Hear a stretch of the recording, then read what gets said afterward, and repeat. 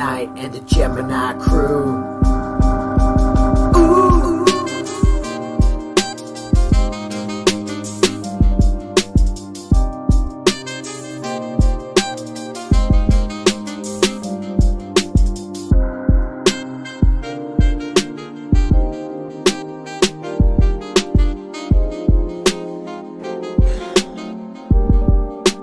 Woo! Night into the night, you're here with Mike in the night. Night into the night, you're here with Mike in the night. Let's just talk about the world, give this page another turn, 'cause you're here with us tonight. Everything's alright when you're here with Mike in the night. Mike into the night, you're here with Mike in the night. Giving the world light when you're here with Mike in the night. Mike into the night, you're here with Mike in the night.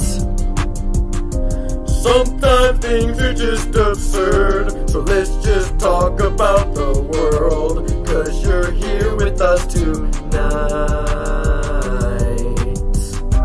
Mike into the night, you're here with Mike in the night. Mike into the night, you're here with Mike in the night. Let's just talk about the world, give this page another curl, 'cause you're here with us tonight. Good evening, good morning, good night, wherever you may be watching this transmission. Welcome to another very special edition of Mike in the Night. Thank you for joining me. I got people joining me from... There's so many states to name, so many provinces in Australia, and so many different territories, and different regions, and different time zones. That's why I say good morning, good evening, good night. Guys, it's Mike in the Night. Get some nice Perrier water, crack open a window, and enjoy the night. Maybe smoke a nice cigar, cohiba. I'm not promoting cigar smoking, but once in a while, yes. Maybe a little bit of cognac, because it's time for Mike in the Night. I want to thank all the I-10 movement, Interstate 10 trucker movement that's been listening to Mike in the Night. I actually want to thank Chinese cab driver in London who listens to Mike in the Night. Don't know what time it is in London. It's like 4 in the morning there right now, but it's Mike in the morning for some people. I got people rolling in to the wow, we got quite a few. Wow. Okay, so there's lots on the show tonight.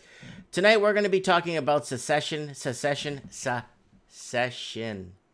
We need to talk about secession, what it means on tonight's show, the importance of having the tool in your toolbox, or the tool in your democratic toolbox, to use when you feel things aren't going well on a bigger scale. Maybe it's time to scale down to a smaller scale. And let's do a channel plug and channel news here real quick. One with Mike in the Night. I have a few soundboards open here. I'm not going to go too crazy for the soundboards because some people like the soundboards. They find it funny. Some people don't like soundboards. I'm not too sure why. But there's some pretty good ones here.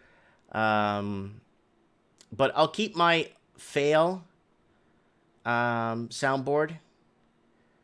I'm just trying to find a specific one here that was pretty funny. I was looking for it earlier today, and I wanted to play it tonight. But okay, I got my trumpets here. So we got what was that one right here? Yeah. Okay, Ho Chi Minh is asking me what country is going to be broken. We're going to talk about Catalonia, Wexit, and we're going to talk about Brexit. So if you're from one of those regions, please don't hesitate to add me on Skype and to be part of this tonight, because we will be talking about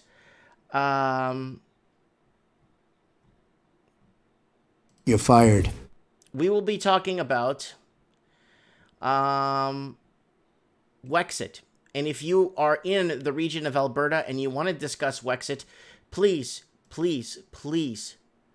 add me on Skype, Mike Martins 1980. I would love to hear from you. I would really love to hear from you guys. I would like to hear your end of the story. Is it good? Is it bad? Do you think it is going to make, is it going to make the Mexican government and Mexico? Okay, we got it. We got the soundboard up. Okay, Owen's here. Ho Chi Minh is saying, I was born in Barcelona, Spain.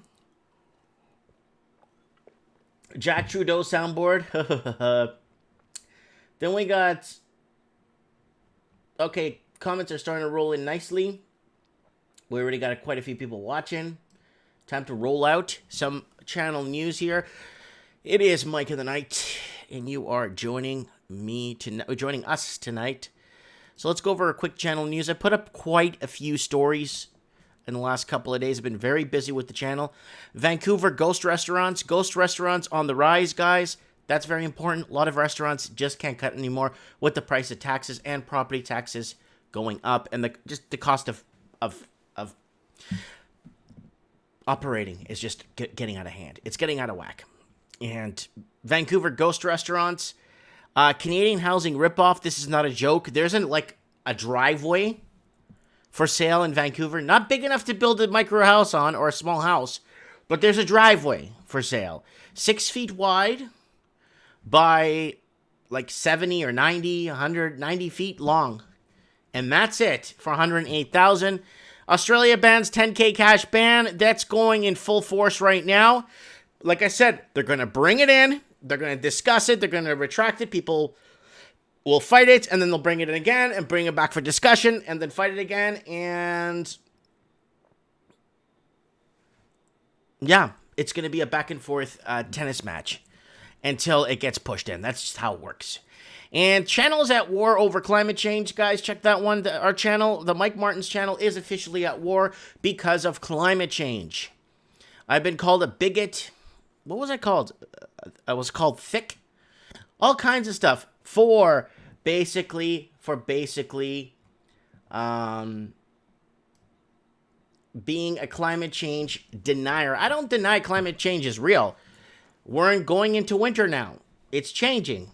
It's going to rain maybe tomorrow. It's changing. Derek Rantz in the house, guys. Don't forget to check out Derek Rantz when you guys get a chance, please. Derek Rantz got a great channel. He's a nice guy. And if you want the non-censored kick in the pants type of discussion, go to the Derek Rantz channel. If you really want that really deep discussion, go to Derek Rantz. He's in the comments there. Check him out. Okay, morning coffee with Mike, gold, silver, and oil. Guys, the repo market. You guys know what's happening with the repo market. You guys know what's happening with that. To me, it's flash cash. You know how it works with flash cash. And I believe you're going to start seeing other, well, I'm not an economist, but real economists saying that it is basically the repo market injection is over leveraged of what the collateral is worth. And I think that's what's happening now. The reason why we're seeing the market kind of reverse or invert, and you see gold go up the other day, is because what's happening is I believe that the money that's being injected is overvalued from what the collateral is that's being proposed. Okay, I'm a bigot or Bigfoot here video. I told this, I hope Derek's still watching this right now, because I really want him to cover this on his channel, because I don't want, because my channel, I gotta be careful how I, kind of say certain things, but I hope he's still watching. There is this is the article here. Canada pension fund ready to invest $2 billion in affordable housing in India. Yes. Canada pension invested $2 billion in affordable housing in India. And I looked into it. I actually really looked into it. I cross-referenced the articles from the Official Development Assistance Program, PDF, and I found it right here in the Official Assistance Program. That is true. The offices were constructed, and so this is a big deal, guys. Trudeau announces Canadian-Indian investment deal worth over $1 billion, and Trudeau government gave $250 million to Communist China's infrastructure bank. This is a big deal, guys. This is why people want Wexit. This is why, you know what? If the East wants Trudeau, take him. He's yours. You could have Mike effing Martins running the West here if you guys like.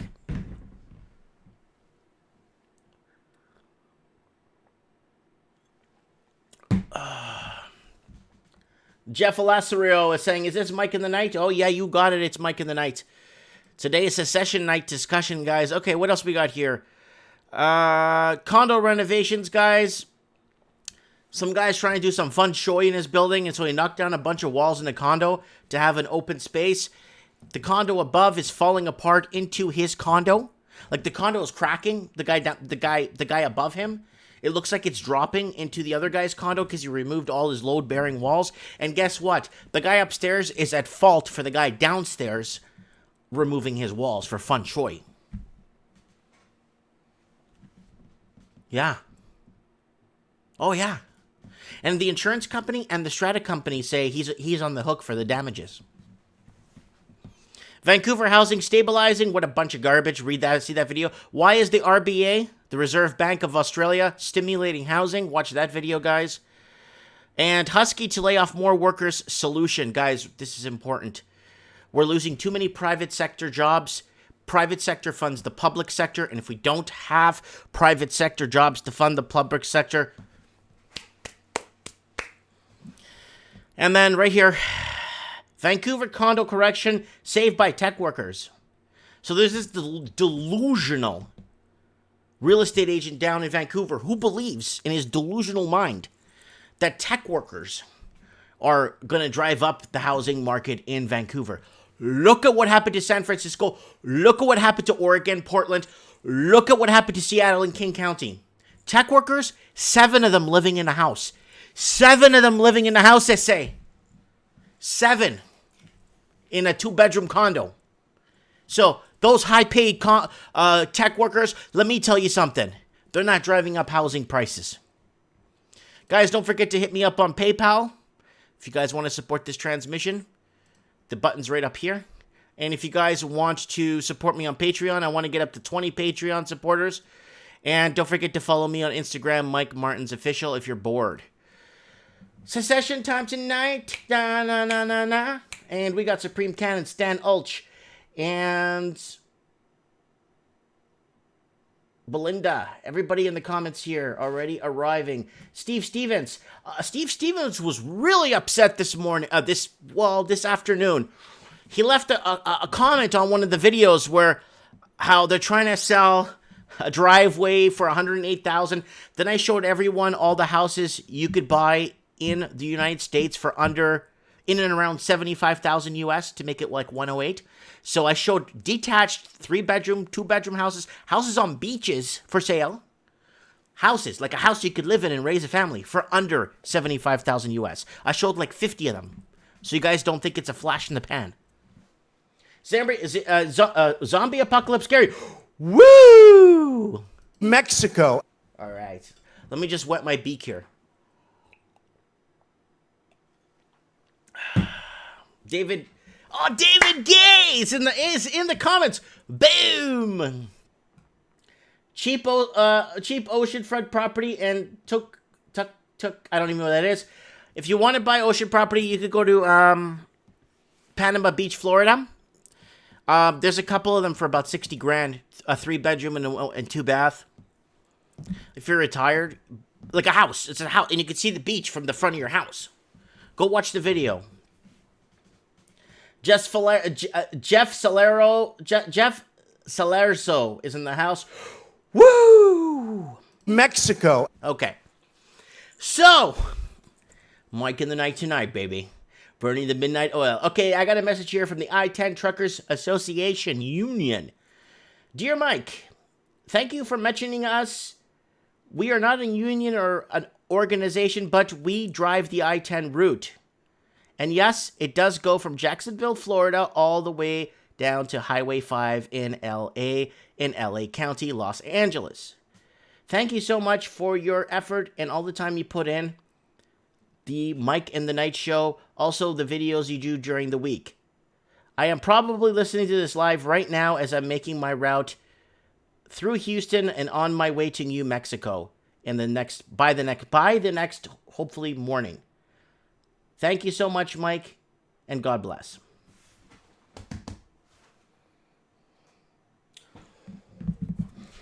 Woo! All right. Now, let's get on with a bit of news. Mexico. Let's get on with a bit of news and find out what is going on with, let's see, our friends over at Zero Hedge. And I even received an email from them thank you for using our site as your show's main news source. And I'm like, yeah, I use you guys for Mike in the Night. And then I use other ones for trends in the housing market, right? Oh. Yes, Low Roller Scratch is asking, did you see Bitcoin went up crazy yesterday? I know, AMTV, man.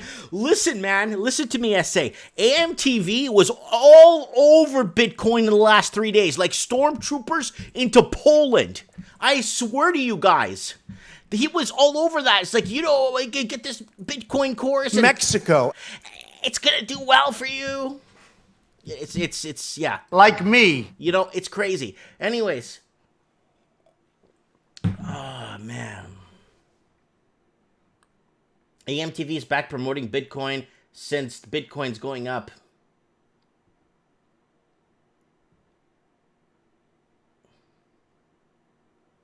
Oh, Jake is asking, Mike, can you explain to us the process for a Canadian to buy a house in the United States?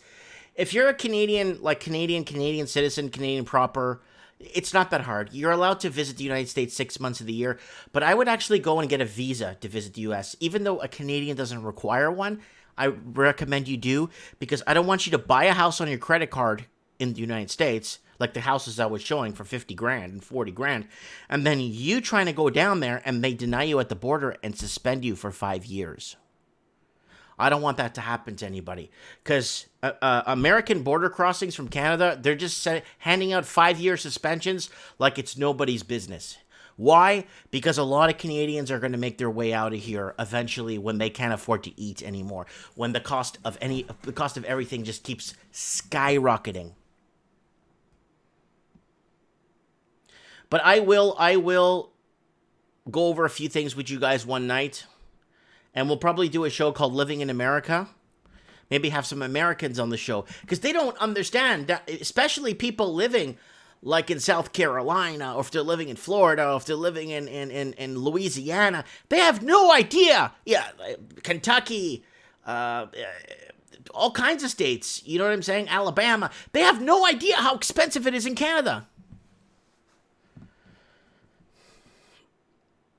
So BTC will hit $1 million during a depression. Yellow vest protest is at 50 weeks. Oh yeah.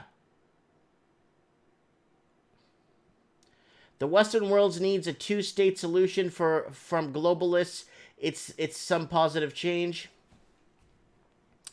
Oh yeah. All right, guys, we're getting into the first 15 minutes, guys. I need everyone.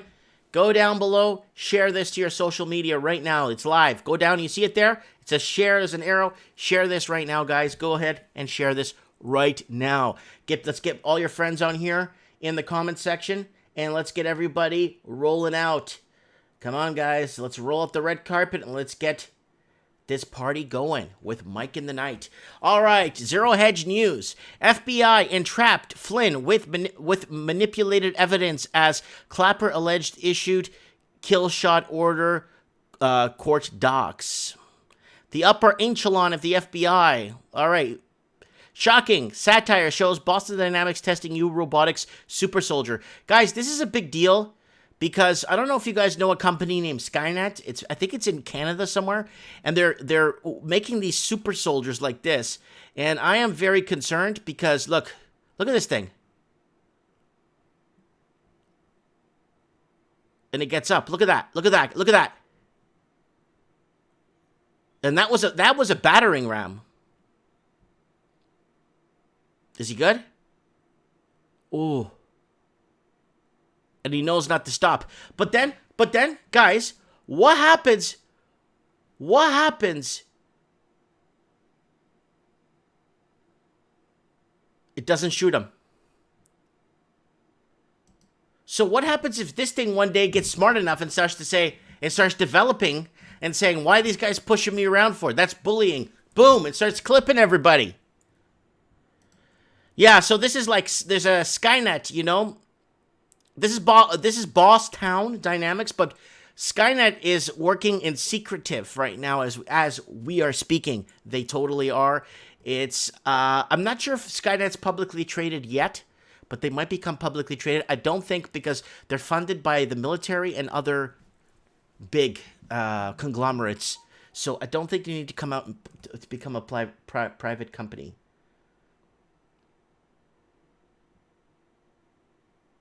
So Tyler Pelletieri says this guy is in a green screen. Really? Hold on a second. I don't think this guy is on a green screen. I don't think that's a green screen.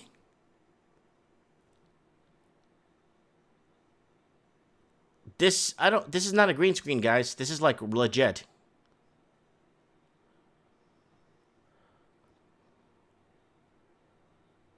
Look at that thing. Look, he's got a hockey stick.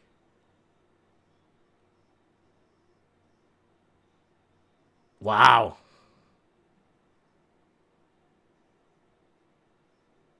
Wow. It even acts like it still does the same movements that a human being does. Like when they fall, like the same, like limbs would move and twist. You know what I'm saying?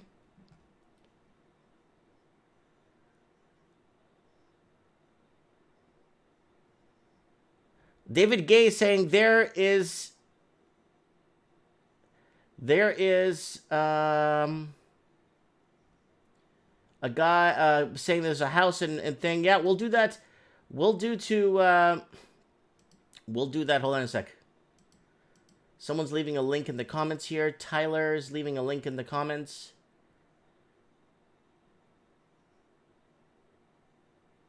We're going to train robots to be smart. Yeah, something's going to happen. It's going to be like learning computers. You know what I'm saying? Mexico. All right. Let's keep going here. Or were we? Oh, this just refreshed. Something very big important just happened. Trump to make a major statement tomorrow morning. Oh, man. Is he going to tweet something out that's going to... Oh, he's got something to say. He's got something major statement tomorrow, and it's a Sunday, too. India and U.S. officially suspend defense cooperation. In a major development brewing for some time now, India and U.S. have officially suspended defense cooperation after Americans refused to give India high-end jet engine technology. Top cardiologist reveals digestive trick to clean your bowel. Oh, that's an advertisement! Mexico. Yeah, Trump might... Somebody saying Trump might pump the market.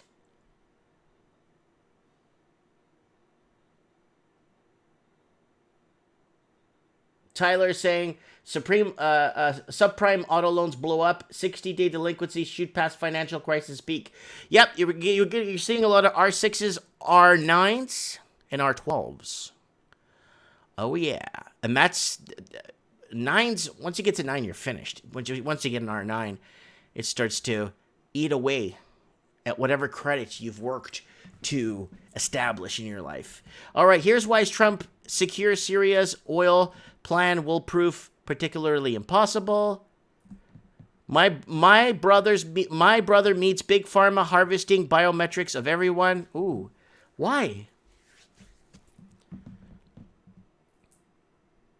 So big pharma is officially partnering with tech industry to pair immunization with digital biometrics, meaning humans will soon be microchip tracked and ultimately controlled through the global identification matrix. Why? What's the point? Guys, listen to me, okay? I'm lucky if I have 24 good years left and I'm dead. Why are they going to waste energy, taxpayers' money, technology on following me for 24 years? And I said this before on the show. I understand if they wanted to do this if I was going to live 300 years. If I could live 300 years, then I could understand you could be tracked. You know, the life expectancy is 300 years long. You could easily go bankrupt 50 times in your life and start over in different countries under different stuff like that. I get it. I got like 24 years to go and I'm gone. Why would they bother with it? It makes no sense. It makes no sense. Who has spent the most lobbying Washington in 2019? I think it's the pharmaceuticals. New Jersey's $5 billion America Dream Mall finally set to open after 17 years. The opening comes nearly after 2 decades of planning setbacks and skepticism. Wow, it's a big mall in New Jersey. You know what? I might go there. I might go to New Jersey. I have family in New Jersey, so I owe them a visit. So I think I'm going to go down and see them.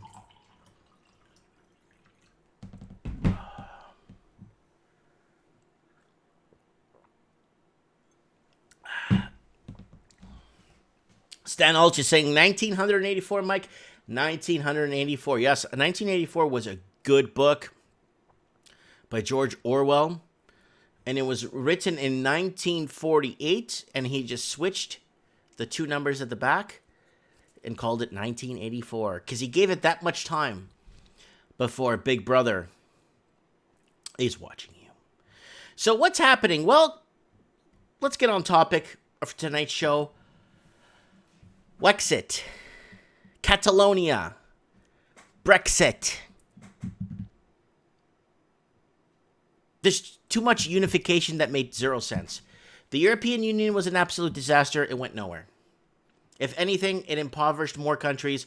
If anything, it indebted more countries. And if anything, it's controlling countries to be free. I'll give you an example. I'm from Portugal. And the European Union is the worst thing that ever happened for us because we're not allowed to grow oranges, even though we grow some of the sweetest oranges because we have good climate. We're no longer allowed to export pineapples, even though it's one of our big things. They're telling us not to fish, even though we have all the jurisdictional waters under Portuguese rule. But still, we're not allowed to fish because they want Spain to fish instead. So there's too much happening where they're controlling too much. And they're controlling the economic moves or economic employment or employment that could help grow the economic state of a country.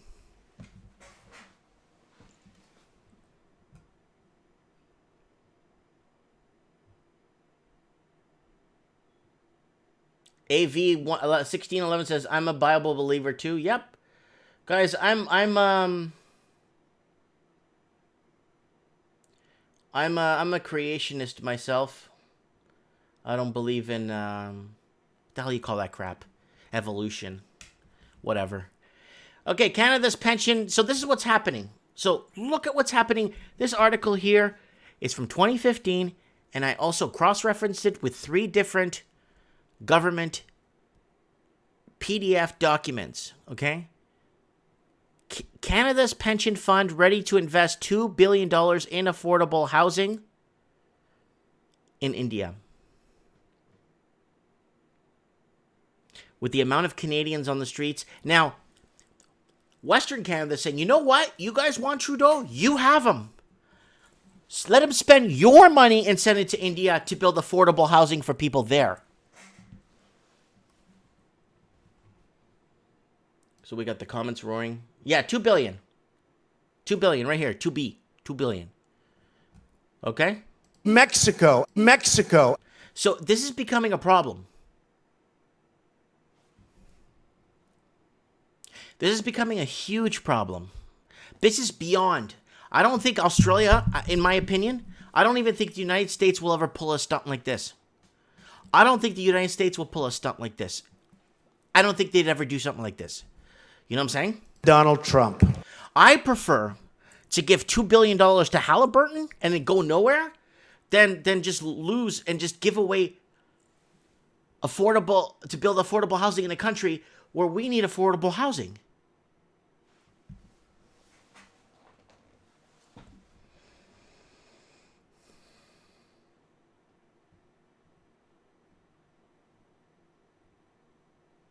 Yeah. I live in the GTA. Looks like California already. And KL3 says, I'm no Trudeau fan, but come on, Mike. Trudeau doesn't run the Canadian pension plan. These people's jobs is to find the highest yield for their pensioners. I understand that. But I think investing in Canadians first and giving them the chance and investing in small to medium-sized businesses so they could hire more people, so the government could tax more employers, and tax companies, right? And corporate taxes and everything. That would be good. That would be phenomenal. If they dump $2 billion in small business in Canada, small to middle sized business, 7 to 50 employees, 7 to 150 employees, it would be incredible. You start seeing everybody hire people. You start seeing them start buying more stuff to produce. You start seeing more things. So, before I go,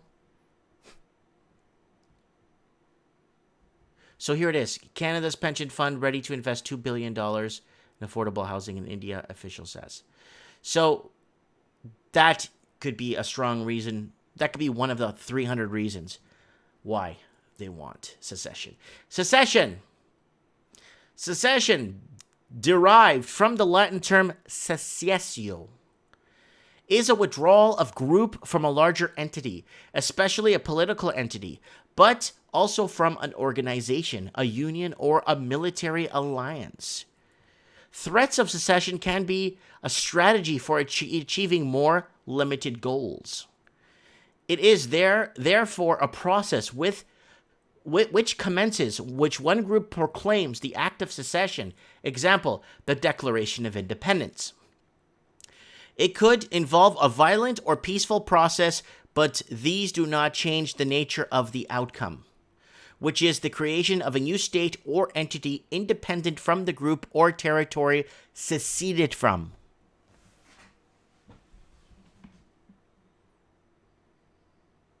So this is it right here. This is what secession is. Okay? So there is a lot of... I didn't even know that there was so many different places that were looking at secession or separating. You got Austria, Belgium, Brazil. Got secession from Portugal. Cameroon in 2017. Then you got Canada several times trying to have Quebec out, or Quebec trying to get out, and Central America, the fall of the Mexican Empire. There's just so much. Whew.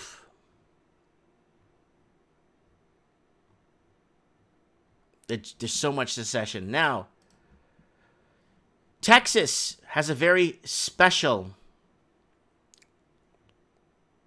constitution. Texas has a very special constitution because it allows itself to secede from the Union if it so does too. That's why it's called the Lone Star. The Lone Star flag, the one star, the independent star. And in that time, they spoke two languages. It was called Texican. And the official language was Spanish and English in the Republic of Texas, which led to many armed conflicts. Mexico.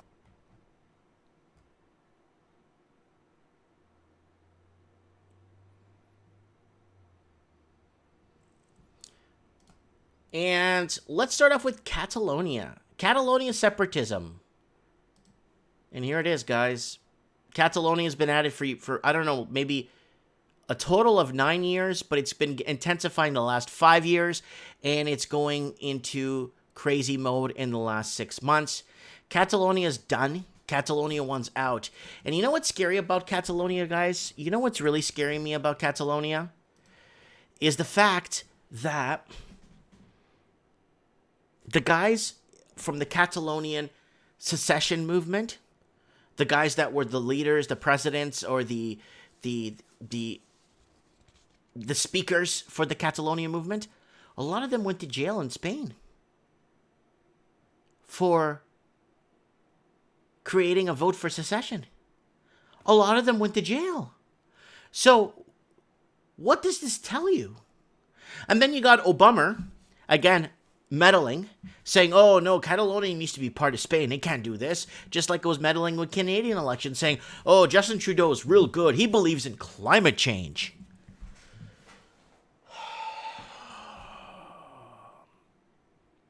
Donald Trump. Yeah.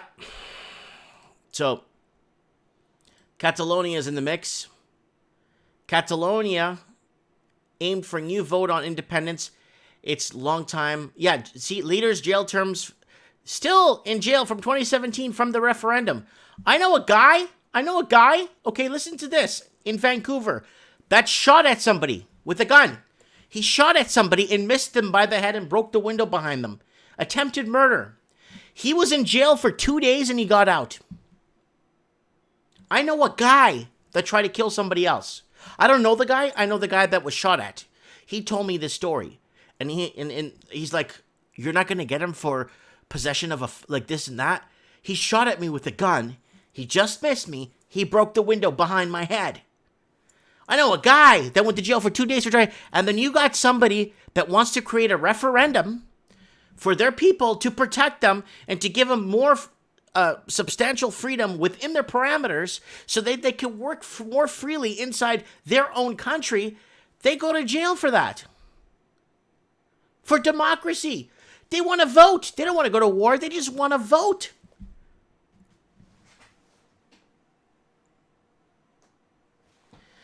Ho Chi Minh is saying, hey, Mike, I tell you one thing. Everything in Spain is wrong. I know it is. Everything is backwards.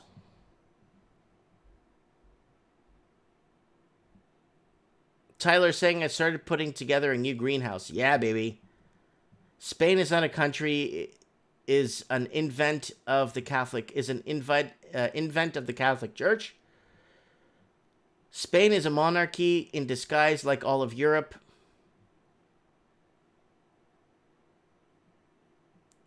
Someone saying YouTube is promoting trending build 2 million trees. Mike Martins, you should check it out.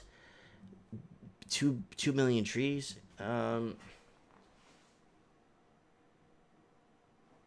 You can't reason with... No, but who's crazy? Who is crazy? The guys that want secession? Or the guys putting them in jail for wanting to secede? Who's crazy? My friend was shot at? Missed his head? Who's crazy? The guy that shot at my friend? Or the judges and the crown for saying, oh, we already held him for 2 days, let him go? What?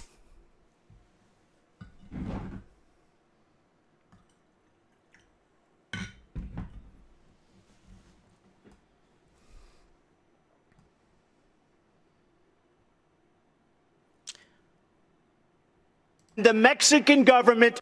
Okay, more violence in Catalonia amid calls for independence. So, this is a recent story, but they are showing... well, that was an older picture. This is from the other day. This was on Thursday and Monday. Wow. Yeah, so guys, they're in Catalonia. They're not playing games. They want out. These guys aren't playing games. Now, this is Brexit. Causes for vote in Brexit. We got Brexit happening in the United Kingdom, guys. They want out. So the causes for Brexit, okay? So let's go over the causes really quickly. Sovereignty. Who doesn't want to be sovereign and keep their identity? Immigration. Well, everybody, a majority of voters aren't pro-immigration. Age of voters. It's young people, 18 to 24 voted, whereas 90% of eligible individuals over 65. So older people. So 64% of eligible people, 18 to 24 voted, whereas 90% of eligible people, individuals over 65 voted 90%. So a lot of people want out. Education level, correct? The correlation between having higher level education, voting remain of importance. The order versus openness divide. The left behind, leave the left behind. You get it? Britons felt less interrogated with EU than other European citizens. Identity and change. English nationality identity. Economic opportunity. Anti-establishment populism. A decision to call a referendum. Effects on voters. Establishment Euroscepticism. So there's a lot going on. There's a lot of reasons why they want Brexit, the withdrawal of the United Kingdom from the European Union. You know what I'm saying?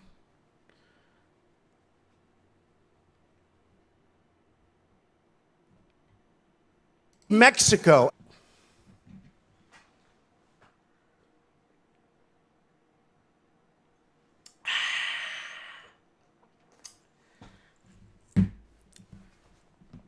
Oh, yeah. That's your causes for Brexit. Then we have why Emmanuel Macron is right about Brexit. This is the first time this guy has ever said anything that made any sense. He's basically saying they're just an obstacle, get rid of them. Happy to get rid of the stubborn obstacle to a closer European integration, but wary about pushing away the big bilateral partner in trade. But he's right about that. I think Portugal should just leave. You know, Portugal got penalized because they were trading with Angola, and Angola was part of Portugal for 500 years, and they speak Portuguese in Angola as the only language spoken there. Do you know the Portuguese got penalized 2 years ago for dealing with Angola, and Germany said that's not fair because other European nations should be making this money, not you? Do you know when Brazil helped bail out Portugal? I don't know, it was 5 years ago during the European crisis, when the European crisis was out of control. Brazil helped Portugal, and so did Angola when they're going through the oil boom. They helped bail out the Portuguese many times free. Hey, you don't have to pay us back. We love you. But you know what? The rest of the European Union said, that's not fair. Why is Brazil helping Portugal? That's not fair. Well, why not?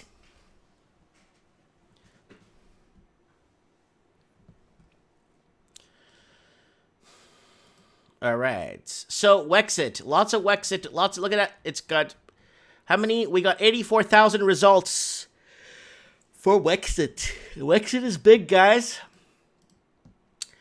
Wexit talk doesn't stop Albertans' border with conservative surge in BC.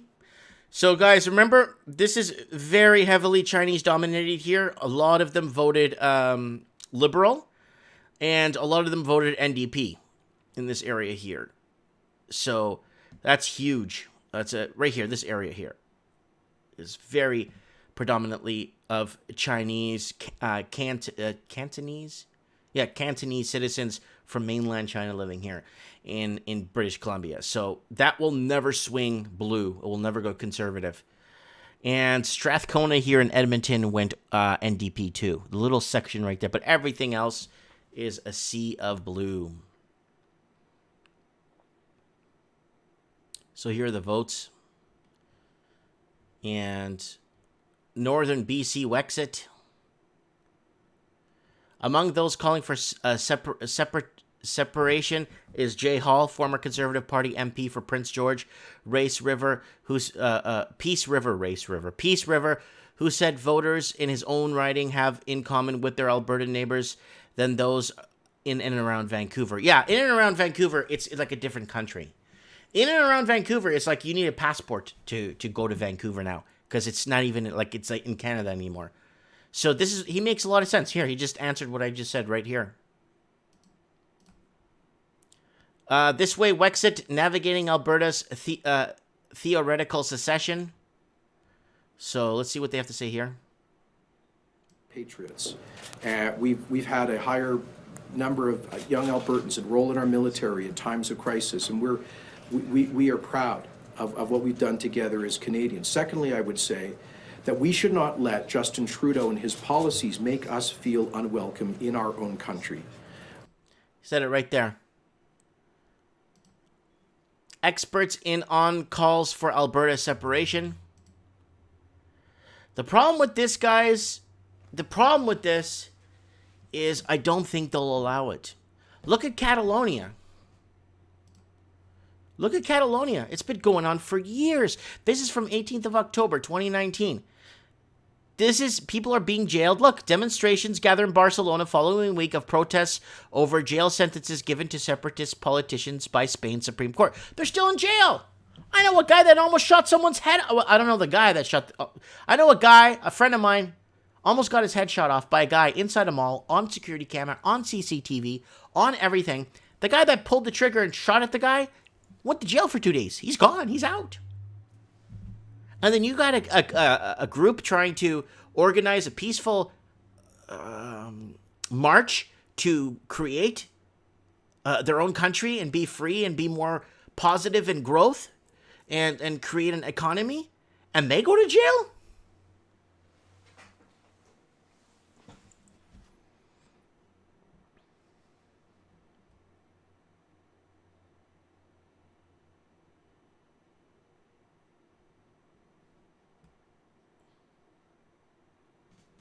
Yeah.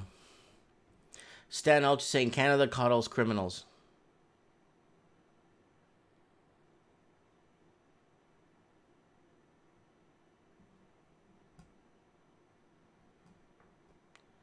Yeah. Ho Chi Minh says, since 1978, Catalonia wants to be separate from Spain. Yeah. The problem with if you look at the history of Spain, Spain was kind of sewn together to create more, well, they didn't have the population to go colonize. The Portuguese were 50 years ahead. The Portuguese were already out. When the Portuguese were like already in Brazil and other countries, Spain was still in pieces. You had Leon, you had I think it was the Aragon Empire, you had Castile, you had all different countries, and it was trying to create one country. Well, Portugal was already a country, it already had its border, and they needed to catch up to the Portuguese because the Portuguese were out and about. The French were at war with back and forth and civil wars and heads rolling and all that stuff. The Italians were stuck in the Mediterranean. Who else? The Greeks were just there in the Mediterranean too. So it was the Portuguese were out, the first to be out and about. Probably like 80 years ahead of Spain. Then the Spanish started. And then after that, 300 years later, the English started. Because they were at war with France until like, I don't know when, like forever. Yeah, Supreme Canon saying that the French were at war with everybody pretty much at the time. Yeah, but you know what I'm saying, right? So, but Catalonia was kind of sewn in there, kind of like Leon and other parts, the Leon Empire. They actually wanted to join Portugal in the year 1000, I think in the year 1100, because the language they speak in that part of Spain sounds like it's Portuguese, but that wasn't allowed, right?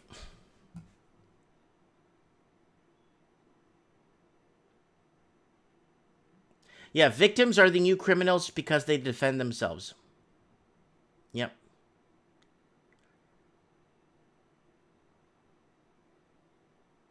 Yeah, climate crime. Now, people that are climate deniers, how can you be a climate denier?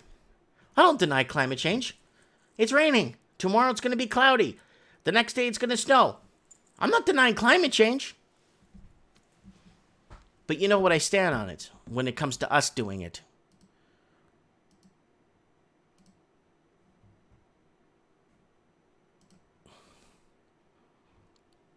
Ah, 3D. Oh, 3D. There it is here. Yeah, this could go. This whole part of BC is completely NDP. This whole part here. And that is... Well, NDP is just going to raise taxes and bankrupt the country. And that's what's going to happen. Everyone's just going to take off. Look at that. This is it. The equalization of billions since 1980. Wow, look at Quebec. Wow. Saskatchewan gets F all. That's why when you go to Saskatchewan, right? And you go to Alberta, the infrastructure could be a lot more. You could have more cities, more highways, more bridges, more jobs. Because they're not getting nothing. New Brunswick, Manitoba, Nova Scotia. Where the hell's Ontario? There it is, right here. It's got to go, man. Yeah, it's got to be, something's going to have to give sometime, somewhere, somehow. I don't know why I have Twitter open here. Wexiters are the new pawns for Canadian Conservative leaders. Trudeau's victory sparks Wexit separatist talk in Canada's West. Wanted for treason. Guys, get it right. It's high treason. Mexico. So, that's it. Now let's see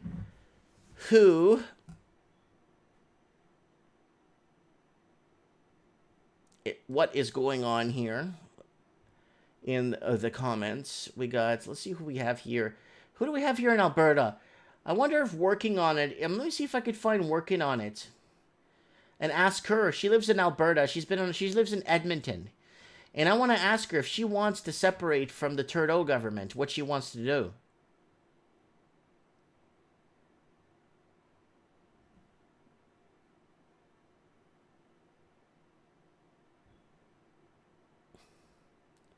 Someone saying, "E-Bank we are not ignoring it, but it's not man-made, so there's no way to stop climate change." But that's 1 quadrillion % true. It's so...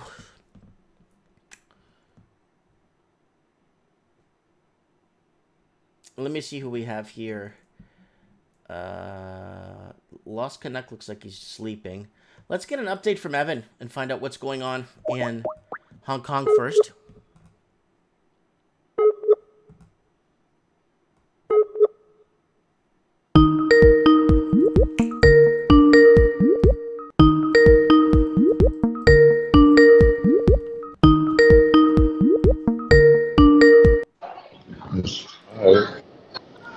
Evan, what's up, buddy? Oh, not much. Okay, so what is happening in Hong Kong? Right now, same old, secret arrests, financial panic, chief executive can't do her address in Parliament, that sort of thing. Is it at least becoming peaceful, at least?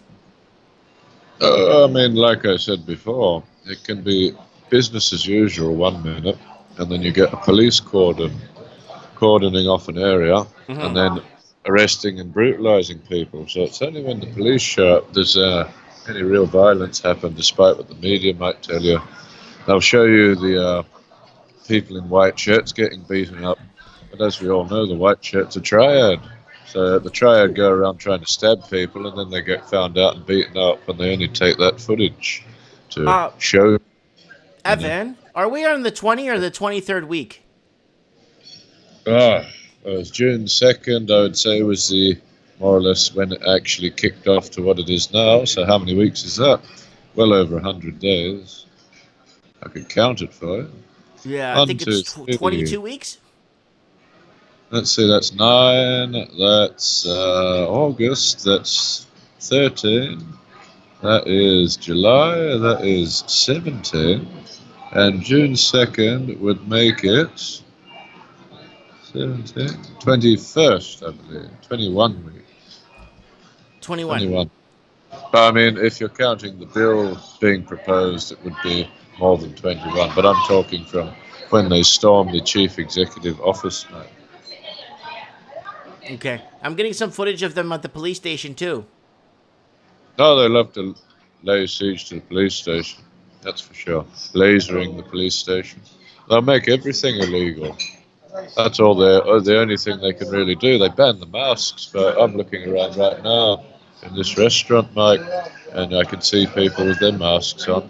So it's as if people could... There's people around you with masks on. Yeah, always. Everywhere I go, they don't care about the ban. Nobody does. And then when no one cared about the ban, guess what they did? They said, oh, the ban didn't matter anyway. You see, unless people comply, what's a law matter unless it's enforced? Let me ask But you. it will be quite bad on the 2nd of November, Mike. Okay, can you tell us what's 2nd and 3rd of November? It's going to get bad. Why is that? Well, the 2nd of November, they're going to push for autonomy of the region. The biggest protest so far it will be 3 million people in various spots. They'll have to shut down all the transport to try and slow people down, but I don't think it'll work. Too many people will be out. Police will be really panicking, that's for sure. I'm seeing a lot of smashed bank machines. I mean, is there a runoff on money? Is the bank machines run out of money again like last time? No, it's only one particular bank machine that they do it to, and that's the Bank of China banks. They don't have a fondness for China in any way, shape, or form. There are restaurants, only particular restaurants that have supported the crackdown, like Genki Sushi, 360 Mart, places like that. They have all been smashed and they basically don't operate anymore. Starbucks is barely operational. You'll never see one of them open for more than a day before it gets smashed and rebuilt. So anything that's Chinese owned is being destroyed, basically. Anything that supports China as well, like Blizzard will be getting totally boycotted, I'm sure. And in fact, people insisted that it is. NBA as well, everyone turning off their subscriptions on pay TV. That sort of thing, Mike. Wow. Okay, let me ask you. As soon as you lose face, you lose with Chinese people. Okay, we're experiencing something else a little bit different here. You guys are experiencing a illegal takeover, is what it is. You're experiencing. It's not a military virtue type takeover, but it's more of a slow roll. Get them tired, and let's just play with them for a while until we have to come in and basically China needs to come in and save the day for all these people from getting hurt, right? Hold on, Mike. China will never make a move directly. They never do. They're always proxies. Indonesia is a proxy for China. Countries in the island area are proxies for China. The Hong Kong police are proxies for China now. The chief executive can deputize. This is under the Emergency Powers Ordinance as well. She can deputize anyone she wants to be secret police, and that's in the statute, which is quite interesting. Okay. Secret police. I wanted to ask you, we're getting a different thing here. Here, we want to secede. Canada, like, I don't know if you heard the news, but Western Canada wants out of, because Eastern Canada basically keeps the money, or it's not sharing. It's too big of a country. Western Canada wants out, period. And we got Wexit. We got Brexit. We got Catalonia. You see how Brexit has been, rolling out for the last, 100 years now? And it's nothing, been 5 years with Brexit? It's not doing anything? Oh, hold on, Mike. Boris Johnson said he might consider the possibility of perhaps seeing his way to perhaps considering the idea that it might be a good idea to one point in the future at some undisclosed time, possibly considering the possibility of exiting the European Union. That's Boris Johnson for you. But there's too many undefined key words there, like possibly and maybe. That's right. Yeah. Oh, we just have to see. We promised with referendum, but we just have to see, don't we? We just have to wait and see. Wait if people will give up. That's what they want, people to give up. Okay, so I'm seeing a Hong Kong in flames here. You saw what was happening in Chile last week on a 2 weeks ago show, right? Oh, yes. I mean, that hasn't stopped quite yet. No, that's been going on for 11 weeks now. So, let me ask you something. So, do you think, Catalonia can't do it, even though 99.9% of the country wants it, and anybody in Catalonia that's part of the organization or the speakers for Catalan secession is in jail? Oh, but they had a better luck 2 years ago when they tried it, Mike, where they blocked off the border to France and all of that. That was far more clever. At the moment, they've added those leaders. You see, Mike, with a lot of these movements, they supply all these well-polished media media-friendly leaders, don't they? And then suddenly all that movement runs out of steam instantly. In Hong Kong, you had Joshua Wong released from jail conveniently after that 2 million protesters say, I'm here to lead you, friends. I am one of you now. And all of a sudden, everything's been stifled and slowed down to nothing. You had 2 million people, and had they been mobilized in any way, shape, or form, you could have quite literally taken the country over and solved all the problems overnight.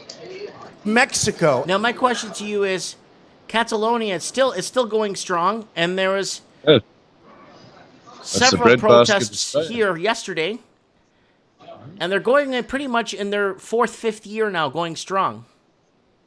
Well, the thing the European Union tried to do with Catalonia is they made it so it's almost impossible to withdraw any money from the bank. And you had those lines and the panic where people couldn't get, like, I can't remember what there was, like 50 euros maybe, 50 euros out of a bank per day. And there was a lot of panic at that time. But now they're just slowly putting the pressure on. But the people won't give up now. They're sick. People are very sick of it, Mike. I don't know if you've noticed. Well, here it is. From October 14, 2019, the Supreme Court issued guilty verdicts for all 12 separatists. 8 more years and 12 years for others. Yeah, they will carry sentences up to 25 years. Well, here, if you wear a mask, you get a minimum jail sentence of a year now, and people still wear masks, Mike. It's not really, what would you say? It's not really the law that matters, because they can, decree anything they like, not unlike the times of France many, many years ago, when you had Louis XVIII, making a law at a whim. And now you've got laws being made at whims. It's as if democracy and constitutions don't matter. Only when you believe it does it matter. As soon as you don't believe it, suddenly the iron hand, the iron fist comes out of that velvet glove and starts smashing things about. And even then, that's only to make you give up. When You know people what it don't is? give up. Hear me out. It's democracy voting, the whole thing is not real. The second you want to vote for something that's not in the favor of the big wigs, and the people voting are in majority to do it. That's right, it gets hammered. That's it. But don't worry. Well, hold on, Mike. The people have spoken. They wanted Justin Trudeau again. Well, Eastern Canada wanted Justin Trudeau. That's fine. They can have him. yeah. He's sending $2 billion. Well, he's already sent $2 billion to India to build affordable housing when there's so many Canadians on the street. Well, I would say this, Mike. Joseph Stalin said it best. He said, it doesn't matter who you vote for, it's who counts the votes. And I would go one better, Mike. I'd say it doesn't matter who you vote for, because they've given you both choices. It didn't matter which flavor of ice cream you bought, you're still eating the ice cream. Oh, that's a good one, dude. That's a good one. Illusion of choice, Mike. Illusion of choice. They just changed the mask, don't they? Wow. Okay. So, do you think that Wexit has a chance? I think if it doesn't get co-opted immediately by politicians and it's done by actual people, it's definitely got a chance. That's why the Hong Kong protest did so well, because actual people didn't believe the false leaders, no matter how hard they tried to push them. So if Wexit actually has people who care and the community, actual people talking instead of a television, then you always have a shot, because then it's real people. Anything to do with the television, Mike, that's all a grand illusion, and most people don't know it's all a puppet show, do they? That would be my view on the matter. There's no business like show business, Mike. I know there's no business like show business. No Hooray business for like Hollywood. That's right. Hooray indeed. Yes, that is the case, Mike. But no, when you see that, can you ever trust an election now that you've seen the fraud? I doubt it. Why would any other election be different? That would be my question. If they're capable of lying now, why would they suddenly become honest? Biblically, Mike, a house divided does not stand, does it? No. It's just like that whole Hill Dog, when she was running against Trump, I have to say Hill Dog so my channel doesn't get flagged. When she ran against Trump, I've spoken to tens of thousands, if not so many Americans. I still haven't found one American that voted for Hill Dog. No, but she won the popular vote. Well, remember you had those voting machines in the Bush era where no matter what you pressed, you're voting for Bush. But I think that sort of scandal that comes out is to try and legitimize voting.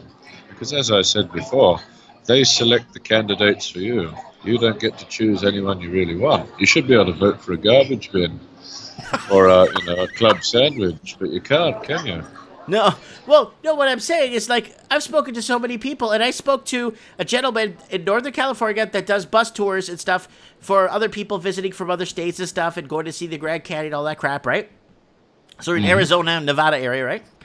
And he tells me he speaks to hundreds of people a day. And he hasn't met a single person that vote for Hill Dog. And she won the popular vote. How is that possible? You could go to democratic states and you won't find people who... Most people don't vote, Mike. I mean, in Australia, they kind of force you to with the mandatory voting, or we'll give you a monetary fine. Oh, yeah, that's another thing. The black economy, that's going to be the big push, Mike. I mean, here it won't be, but in Western countries, they want to go cashless real quick. Australia was first, and Canada's second. UK eventually.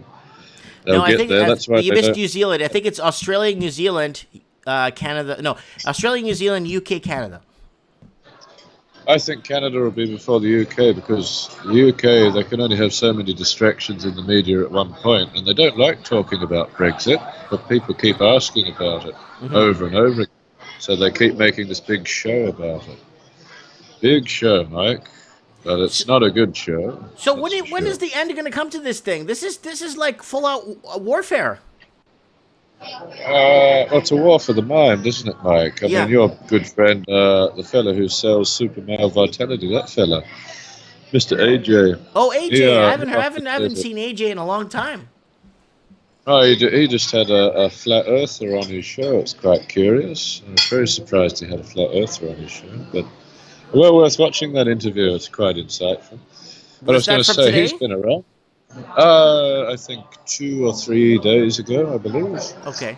Very well worth watching, Mike. I highly recommend it. But I was going to say, Alex Jones will tell you it's a war on for the mind. It is. It's a deception of perception, isn't it? They want you to look over here when the realities are very far away from what they do. For they can only lie. And that's all they do. They lie really well. You know, it's like that little trick they used to do. I'm going to put poison in one cup, and I'm going to hand a glass to both of us, and one of them has poison in it. Switch the table. Yeah. Huh? You spin the table, Mike. Is that the one? No, it's the one where basically two sides would drink from the cup at the same time, and the one would die from being poisoned, but the other one would survive from the poison because he's already been immune to all the bullshit. Yes. To all the poisonous crap, he's already immune to it, so it does nothing to him. And that's what I think is happening. What do you think? Well, I think people, like with the intolerance, Mike, you know how you got the political correctness. There are generations now that are growing up in this stuff, and they have no guilt because they were born now. So why would they have any guilt? No matter how hard they push, you should be guilty. They were born right now. They know how they've been treated. So eventually they're going to go, I don't care what you say. I know what I've been experiencing. And I'm going to go punch these degenerates out in the street, which is what's happening these days. Like they're punching out guys from, what the hell are those guys called with no organization whatsoever? Those losers down in Oregon and California. Antifa. Not Antifa or the Proud Boys. Which one? They're both basically the same Antifa. thing. Yeah. Those guys, they don't even know what their agenda is, what they want. They just go around fighting people, and then they get punched out by like bodybuilders and football players. Well, if you get a paycheck and told to go out and make a ruckus, Mike, you'll probably go out and make a ruckus if you got nothing going for you. I mean, that's what happened in Iran. If you remember, Mohammad Mossadegh ran Iran, and he had national interests in mind. And then Kennedy's nephew went in there with a suitcase full of money and started a riot. And the media gobbled it up, and they justified overthrowing him and bringing in the Shah of Iran all those years ago. Everyone forgets about that, though, don't they, Mike? But anyway, Mike, I do have to depart. Yes, please. Thanks for being with us. I really appreciate it. And your eyes and ears in Hong Kong. Stay safe. I don't want to see. I don't want to hear you getting hurt. Well, I'll call in when I'm not getting hurt, Mike. How about that? Okay. Thank you so much, All Evan. right. You have a good night. You too. Bye. See ya. That is Evan live in Hong Kong, giving us the update on what's happening. And he messaged me a few days ago saying it's an absolute war zone. This is week 20. We're going into 21 weeks with this whole thing. I don't want to say I knew this was going to happen, but it was going to happen eventually in China. This was going to happen in Hong Kong eventually. I didn't think it was going to happen this early. All right.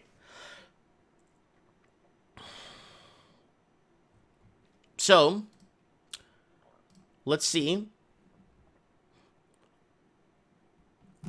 what's going on here. So we just got Evan on the show. And we have Supreme Cannon. Looks like he's on the sidelines there. With his thing is on to not disturb. Let me see. Yeah.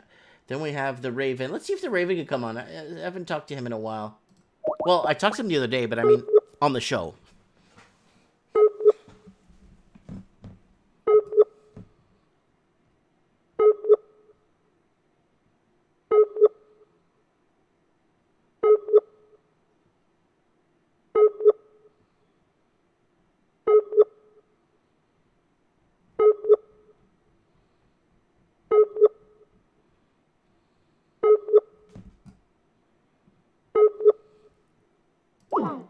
He is unavailable. No answer. Well, the Raven's green, bright green, so he's on. Supreme Cannon came back on. Hold on. Let's see if we got, before we put Supreme Cannon on, see if there's anybody. Guys, who's in Alberta that wants to come on the show?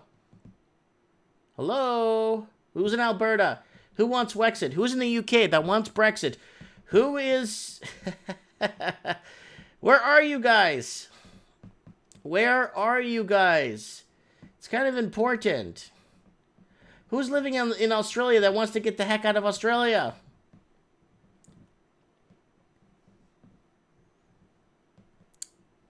Let's see if I could find her.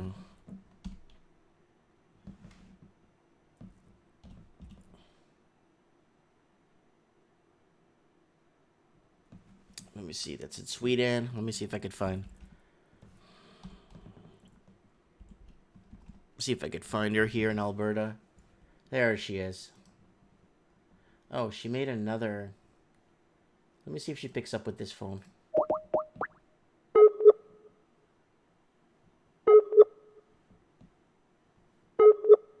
I want to hear what she has to say. She's in Alberta. She's working in driving a huge truck, and she's working in fabrication. And I want to hear what she has to say. Come on, pick up. Mexico. No, nobody. Is it my internet, guys? Can you guys see me? Man. Well, we're getting a strong connection tonight. I'm happy with that. It's running nice and smooth. And the separation. Let's see if we can get Dan Hills. We got Eduardo here. Who else we got here? I wonder what happened to the other gentleman we had on the show a week ago. 2 weeks ago. Looks like he's not on Skype anymore. Let's see if we can get Dallas Hills on the show. Dallas is... see if he picks up. Man, nobody's around.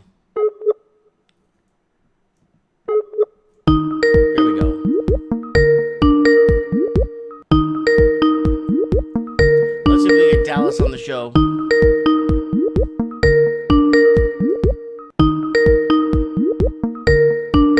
He's probably live on some other stream there. He's got his own channel, and he's got the Truth Caravan. And then we got, let me see who else we could get on the show. Oh, we got Real German Instincts. It looks like he's not on. Man, nobody's on tonight. Everybody's out. It is a Saturday night, and you are burning the midnight oil with Mike in the night, guys. And Skype message here from Lucen. Oh, we got who's calling? Dallas Hills. Hey, D, how's it going? Mike? Are you there? Yeah, I'm right here, buddy. You're live on Mike in the Night. Okay, Mike.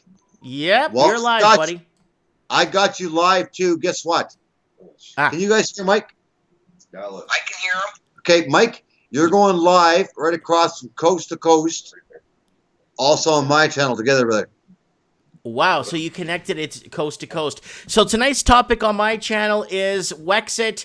We're talking about Catalonia. We're talking about Brexit. We're talking about all the secession plans that were put in place. Now, we're talking about Wexit. I don't want to change the topic on your channel, but I want to know from you, what do you feel about Wexit? Do you think Western Canada should have a voice and gain independence from the Union? Okay, Mike. Yeah? Canada is de facto It every... doesn't exist. Okay, Blair, you can talk. So I have guests on here. We took it. Canada is not a country. It's a corporation. There's been no federation's papers ever signed, Mike. Okay. Now, you cannot produce that. Now, in 1991, I worked with Dennis Shaw and numerous other great individuals. Mm-hmm. And the point is this. There's no federation papers. Canada has never had a constitution, Mike. So now, we the people have a lawful right to create a constitution that we the people want to be governed by. And this is what we're proposing to the people. And people are afraid. They shouldn't be afraid of this. This is a lawful thing to protect our sovereignty. And this is very important to save our nations. So BC, the same thing. I was born in British Columbia. I'm a native boy from British Columbia. You know who I am. We've talked. And I'm glad you came on tonight because it's great because you're going on my channel and people are listening to you, Mike. And we have so many people that are waking up to the illusion of the globalization of the fake system called democracy in the Corporation of Canada. It's always been fake. It's always been owned by the Bilderberg Group. Every politician is a son or a brother, sister, cousin. Like I said, Trudeau and Hillary Clinton are cousins. And factually, we're in big trouble. So let's save our countries. Yeah, I understand. It's like, yeah. I 100% hear where you're coming from with this. But actually, the thing Mike, I'll is, tell you something. even though there's no existence of any sort of creationism of like provincialhood for Alberta or provincialhood for BC, people in their minds believe that there is an existence or some coexistence within the realm of the crown. BC is its own country. Hello? So Mike, so you understand what's going on, right? I watched your show, and I want everybody to know this here. Mm-hmm. Mike was one of my friends of ours, the Patriots. They said, you got to listen to Mike. So I went and watched a couple of his shows privately, quietly. Just, watched the live videos. I never said nothing. Mm-hmm. And I thought, okay. So I watched a few shows, and I went, okay, I like this guy. He's honest. He brought a few guests in, and the one guest came in. It was some guy working in northern British Columbia, and he phoned into your show, Mm-hmm. and he said a bunch of stuff, and I went, this guy, I like this guy. Mm-hmm. So Mike, so you understand the globalization. That's what you call getting dropped in. Oh, I totally understand that. I've read Agenda 21. I think it's like 908 pages long. I think I've read parts of it. I understand what they want to do as a big picture. They're already doing it in Australia. They're already going with social credit scores in Darwin, Australia. They're already rolling out the cameras. They're already rolling out the 5G, and they're putting a $10,000 cash ban in Australia. Australia is basically our mirror. What's going to happen in Australia will happen in New Zealand, and then Canada will go next.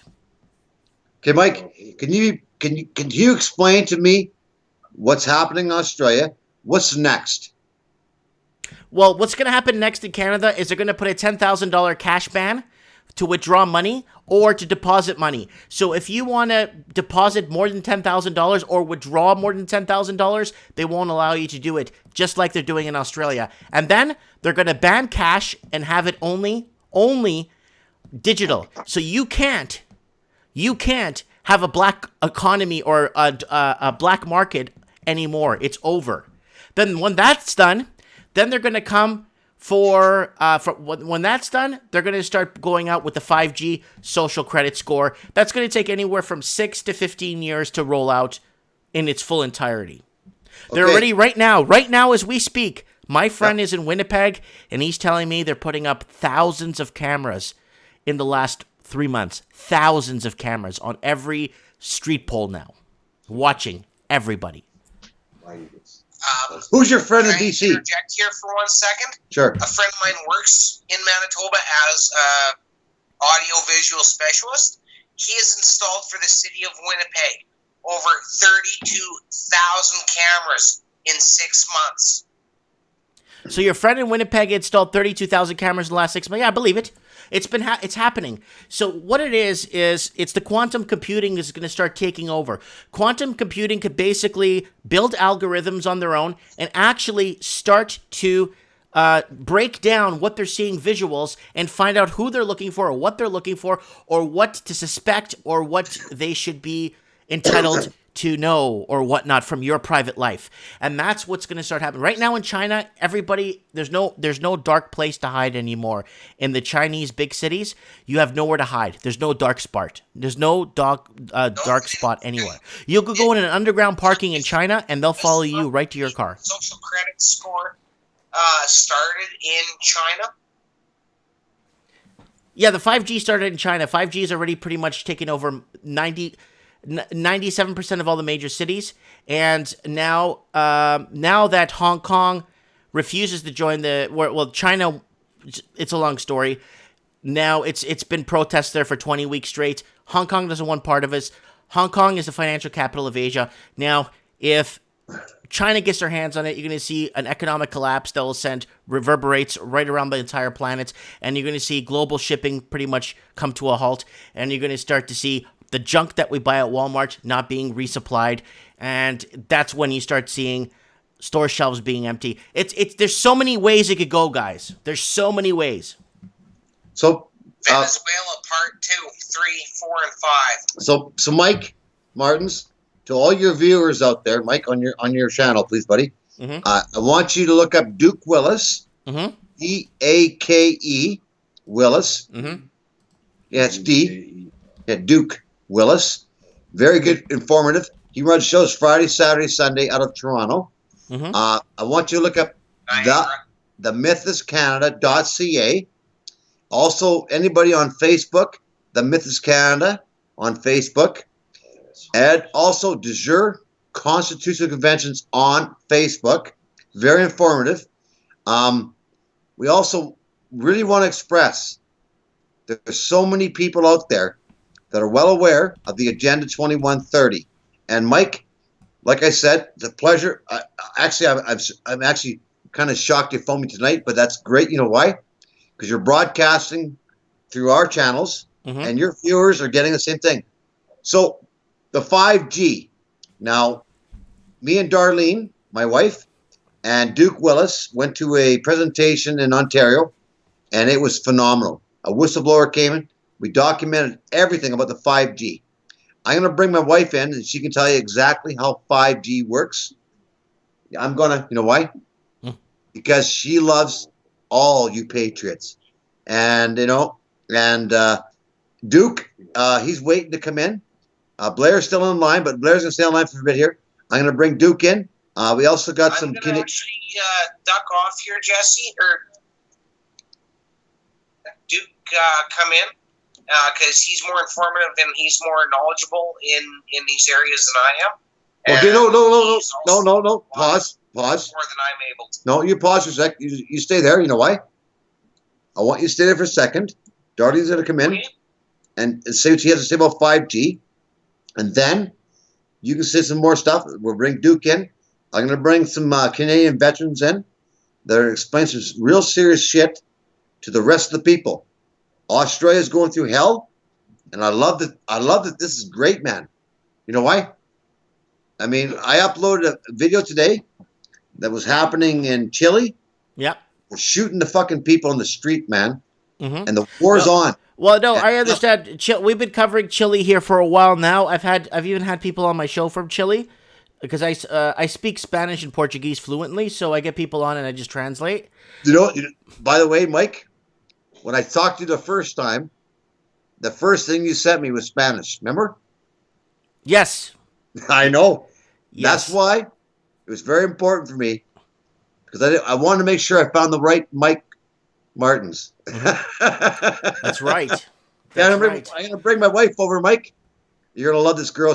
She's amazing, and she really cares about everything about this nation. Here, Darlene's gonna explain something that they blocked Darlene and really harmed her, and they did because she told the truth. This girl knows her information, and I don't quit lying. You both know your information. Yeah, we do. Yeah. Guess what? It's like Jamie Nix and his wife. We've been together for 45 years, and she's watched me and numerous people, and we speak the truth, and we always try to give you what we can give you, the truth.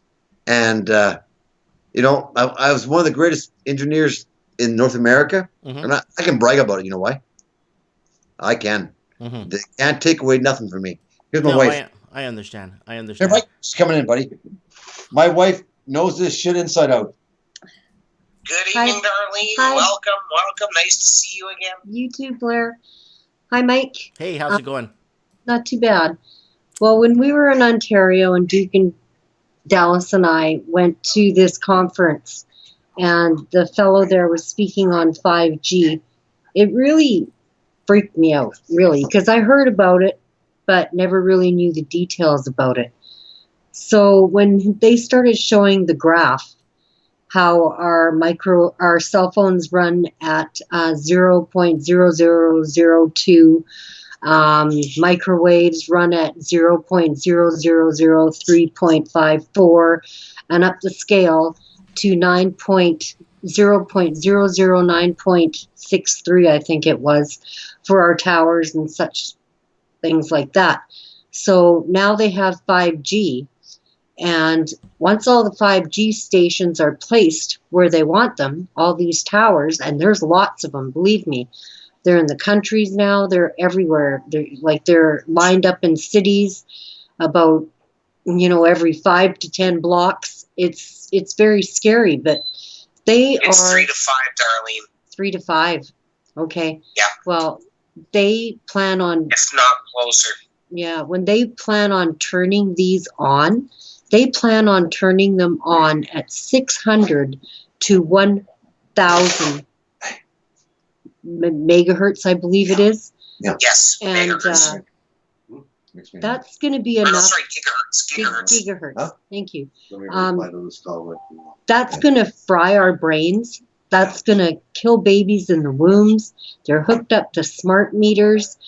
They're saying with the 5G poisoning that we're being subjected to right now, within the next 20 years, our children will not outlive their parents. The children are expected to die in their 20s.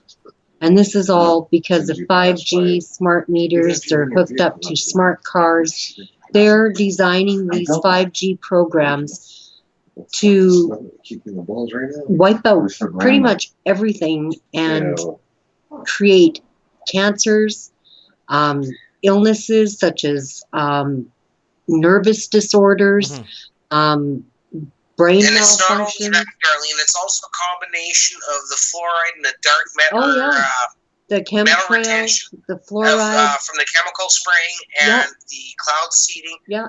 chemtrails. Yeah, what they're doing is turning us into walking microwave receptors. So when they turn on these 5Gs at their maximum power, we're Not even going their maximum, even half power.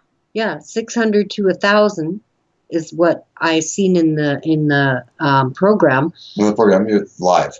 Well, it was live, where the doctor there was talking about it. Mm-hmm.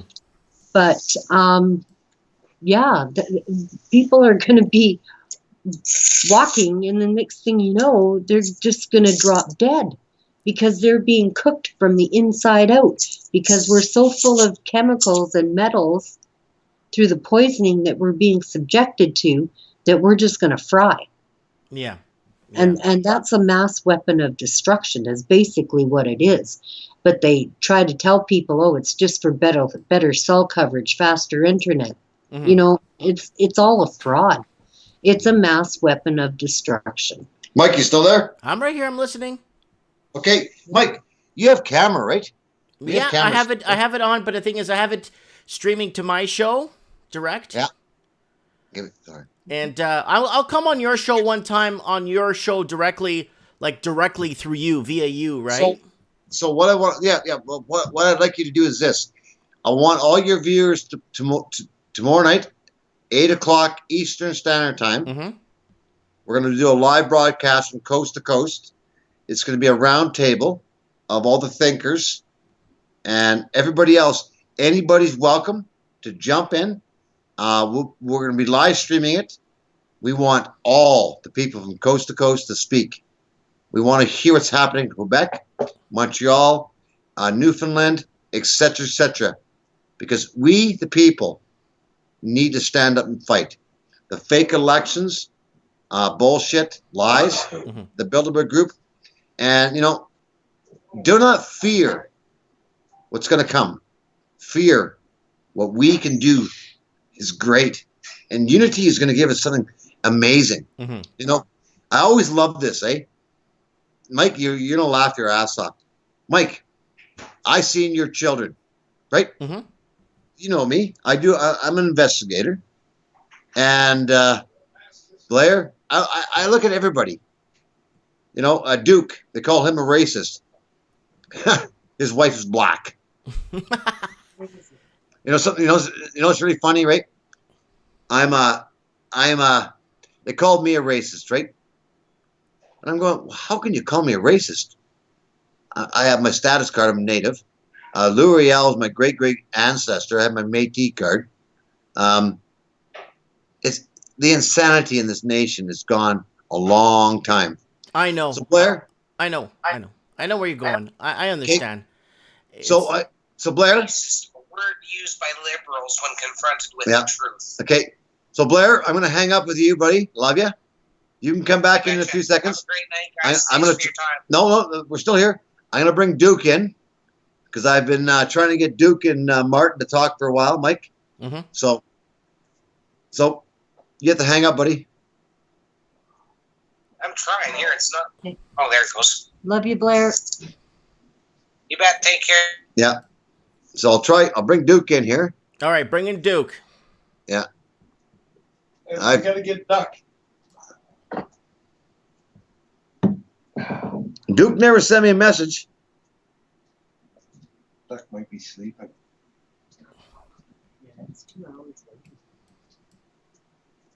Hello? Let me see. Hello? Give me a second here. I'm just trying to get Duke in there. Okay. Well, if you can't get Duke, I'm going to continue with my show. No, I'm bringing him in right now. All right. But, hey, by the way, hey. There he is. Hey, brother. Hey, Dallas, how you doing, bud? I love you. Hey, Hi, Dar. So, Duke, you're live with Mike Martin's on his show right now.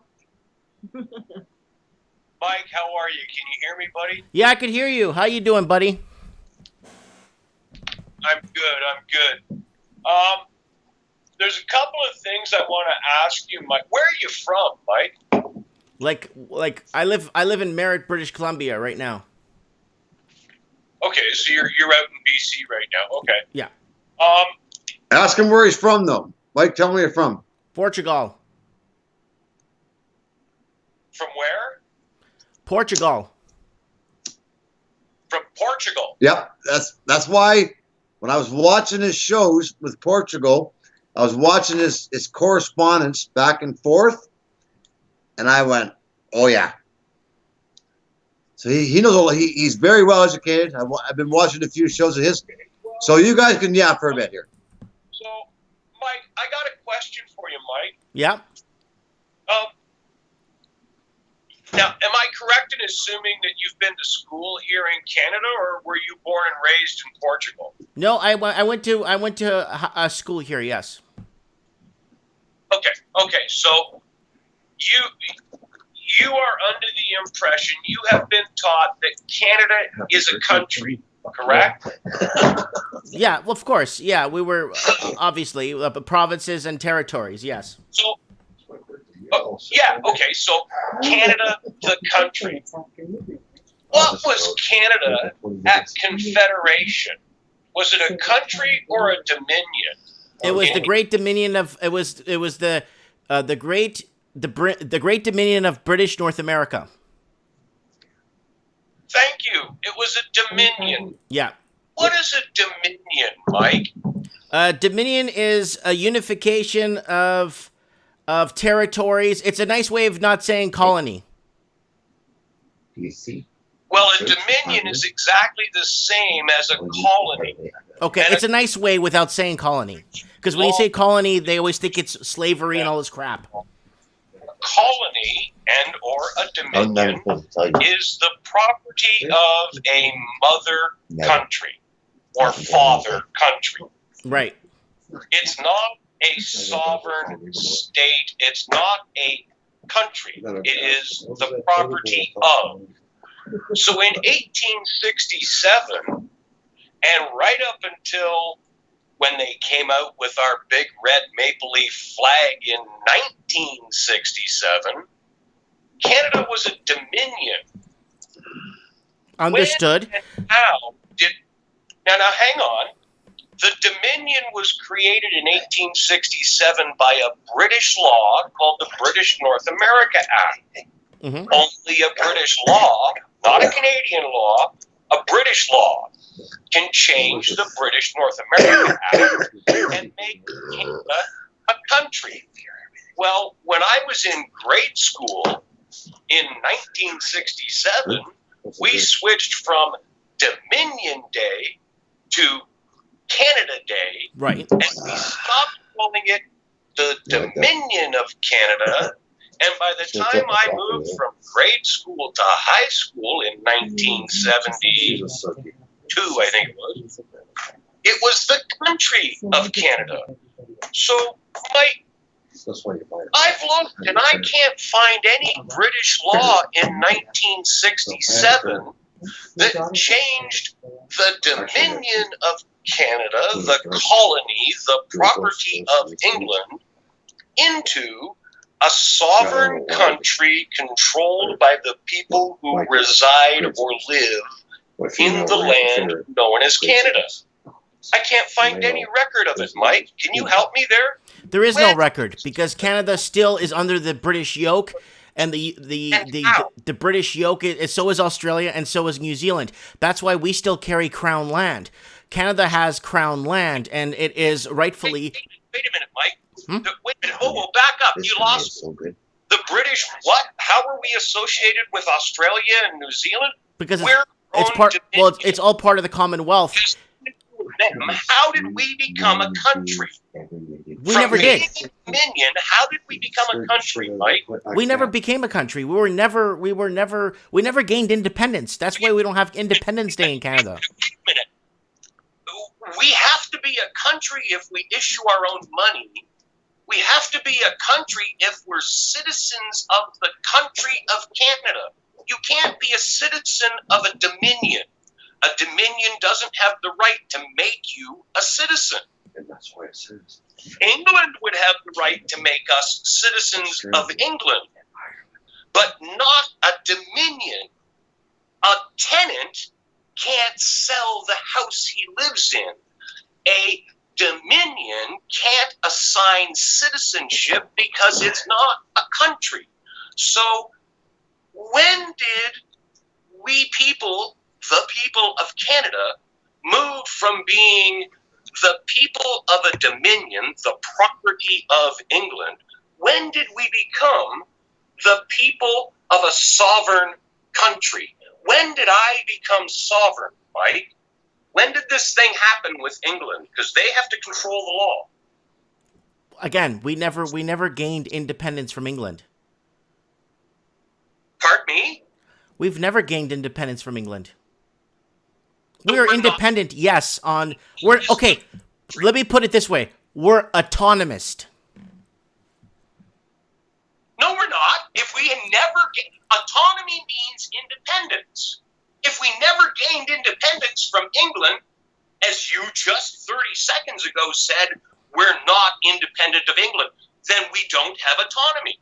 My kids are autonomous from me if they move out into have their own job and pay their own bills. They're autonomous. They're independent.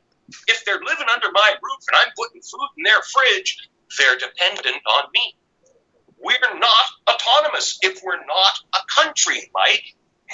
Please explain this to me. I'm dumb, old, fat, gray-haired, bald-headed biker who's been kicked in the head by a horse when he was a kid and falls off my motorcycle lots. Please tell me, when did we become a country? There's no record of it. There's no independence. We never fought for independence. There's no Independence Day in Canada. You're not a country, Mike. Anyone who tells you that the country of Canada is a great place is lying. Oh, give me a sec here. There we go. Back. Canada is not a country, Mike. I've been kind of setting you up here, buddy. I hate to tell this to you. Canada is not a country. Canada was created as, in 1867, the Governor General. Yes. That's what the British North America Act created, was the Governor General. And it gave him the power to appoint the government or create the government. And just like the government that was created in Niagara-on-the-Lake in 1792, the Governor General holds total, absolute veto power over the elected representatives. The Cabinet holds veto power over the elected representatives. Whether they use it or not, Michael, if they hold that power, you, me, we, the people, do not have that power, because this is not a country. It started as the property of, which means we, the people of that, were treated property, chattel. We were never, ever once considered sovereign human beings. That mindset has carried right through to this day, even though the British law that created the office of Governor General. Okay, John, pause. Duke.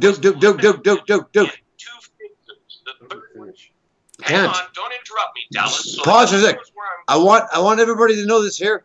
If you can go to Mike Williams' channel right now, Brian Holland and a few of the gentlemen are saying they're shadow banning what you're saying, Duke, and they can't hear you on Facebook. So, listen to me. So, Mike. Truth gets banned. That's right. So, Mike, if you can send a link, Mike, if you can send a link of your URL to me on Skype, I'll post it into Facebook, right? Yeah. So they can get a hold of this. And then if they're blocking you right now, Duke. Brian just said they're shut. Okay. So what we're going to do is this. So, Mike, if you can send me the link. we're going through on Facebook, Dallas. I'm reading Facebook right now, and we're going through on Facebook. Yeah, we are. Brenda McPeak is saying she can hear me. She can hear Mike. Well, Brian Haldworth says they're shadow banning you guys. Tell me if you guys can. Hang on. Hear me out. Yep. It pauses because people private message me on my profile, which pops up on my phone, and you see the pause showing up there where I go all blurry. That's when my phone is receiving notification of an incoming Facebook message to my profile. And the only way to stop that is to stop people from messaging me. Okay. So let's get back to this conversation. Okay, sorry. Mike. Just to back up a little bit to where I was. 1867, the British law, known as the British North America Act, created the Governor General, not the country of Canada. Canada was a dominion. The British law can only be changed, altered, or removed by British law. That happened in 1931 when the British government passed the Statute of Westminster, 3 clauses of which were written by a gentleman from Saskatchewan named Russell Rogers Smith. And I have this document in a PDF. If you reach out to me, Mike, at dukewillis@gmail.com. Anyone can reach out to me at dukewillis@gmail.com. I will email you the PDF of the Statute of Westminster, along with another document that breaks down the specific clauses. Mm-hmm. Smith's clauses in the Statute of Westminster removed the British North America Act, which had partially been removed in 1893 by Queen Victoria. Namely, back then they removed Mexico. the enacting clause, which you and I would think of as the preamble at the beginning of the British North America Act. Mm-hmm.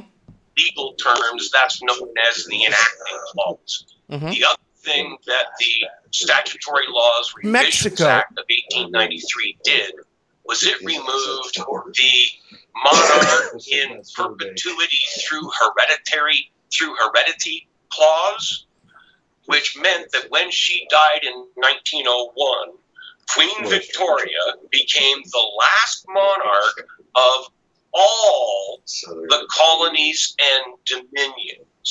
You can look at places like Barbados, Bahamas, Trinidad, Tobago, all through the Caribbean. Those used to be the British West Indies. You can look at places like the United South African States. Mm-hmm. That used to be a British colony and dominion.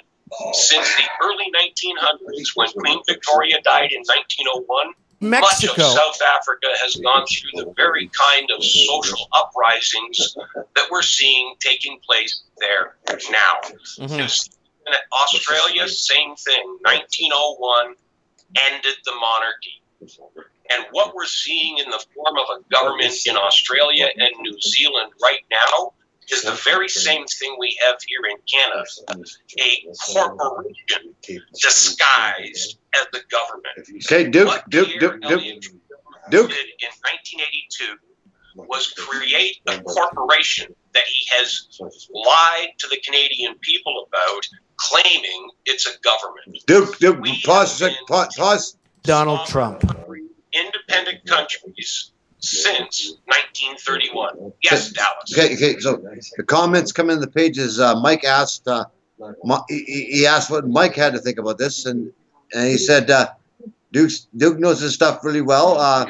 Robert Langley Dancy says, "What does Mike have to think about this?" Huh? I'm just getting lectured right now. I'm actually enjoying this. Build in all the blank spots for you. Well, he has his viewers on his side too, right? So I like, like I said, we have a lot of people coming into the show tonight. Eric Carbonell's here. Eric has sent some stuff out. Eric, I want you to come in later if you want to, because you had some good stuff to say too. So, Mike. Mm-hmm. So the question, the viewers want to know, what you think. And this is from one of the. I have to back up here in a little bit here on the. They're asking Mike. They want to what you think? What Duke's saying to you? Well, everything he's saying is black and white. It's this is black, this is white, this is the floor, this is the ceiling. There's no arguing what he's saying. It's true. There's no arguing. Okay. Yep. I'm not arguing it. That's right. I'm on his team. Okay. Yep. All right. So now everything on the site called themythiscanada.ca is factual, documented, and you can't dispute it because we're using their own information to prove to the people that everything we say is factual. And I want everybody, your viewers, to go to themythiscanada.ca or mythiscanada.com, and I want you to really look at what we're saying. The United States and of tomorrow America. night, again, and I mentioned again, we're going to be doing a round table. Yes, you told us, yeah. 8 o'clock Eastern time. So I want, Mike, I want you to be there. Yeah, I'll try. I got family stuff to do on Sunday. Sunday's usually my day off from social media. I do social media like 50 hours a week, right? So I got to kind of, I know. Hey. By the way, Mike, I love your shows, and guess what? I sat there, I watched it, I went, yep, this guy's, he's educated. So this is a great night because we're all getting to sit back and actually talk about real things, real issues. I always say to myself, what would it be? What would the greatest, if you have one chance in your life to defend what you think is the most greatest thing you have? Under the UN Agenda 2130, they're going to harm our children and our grandchildren. Mm-hmm. And if anybody doesn't understand what's coming down to them, they are either A, incompetent, B, can't read, or C, part of the problem. And that's the bottom line. And this is the greatest thing we have. When men fear, see, men protect their women and their children and their grandchildren. We are the soldiers. We are the warriors. Darlene, put in Mike's info. Dallas, put in Mike's info. Mike, if you can get your URL, your links to your site and your page. And Mike, so Duke, Darlene, put it in the Facebook chat. Duke, I've already sent you Mike's info through Skype already. No, people want it in the Facebook chat. People in the Facebook chat are asking for it. His channel? His channel. They want to know how to go watch his show. People in the Facebook chat are asking. Okay, yep. Just go to my link on my YouTube channel. Just send them the link to my YouTube channel. I'm live. Just let them know that I do Mike in the Night on Saturdays, and I do Trends in the Housing Market on Wednesdays, and I do just random videos through the week.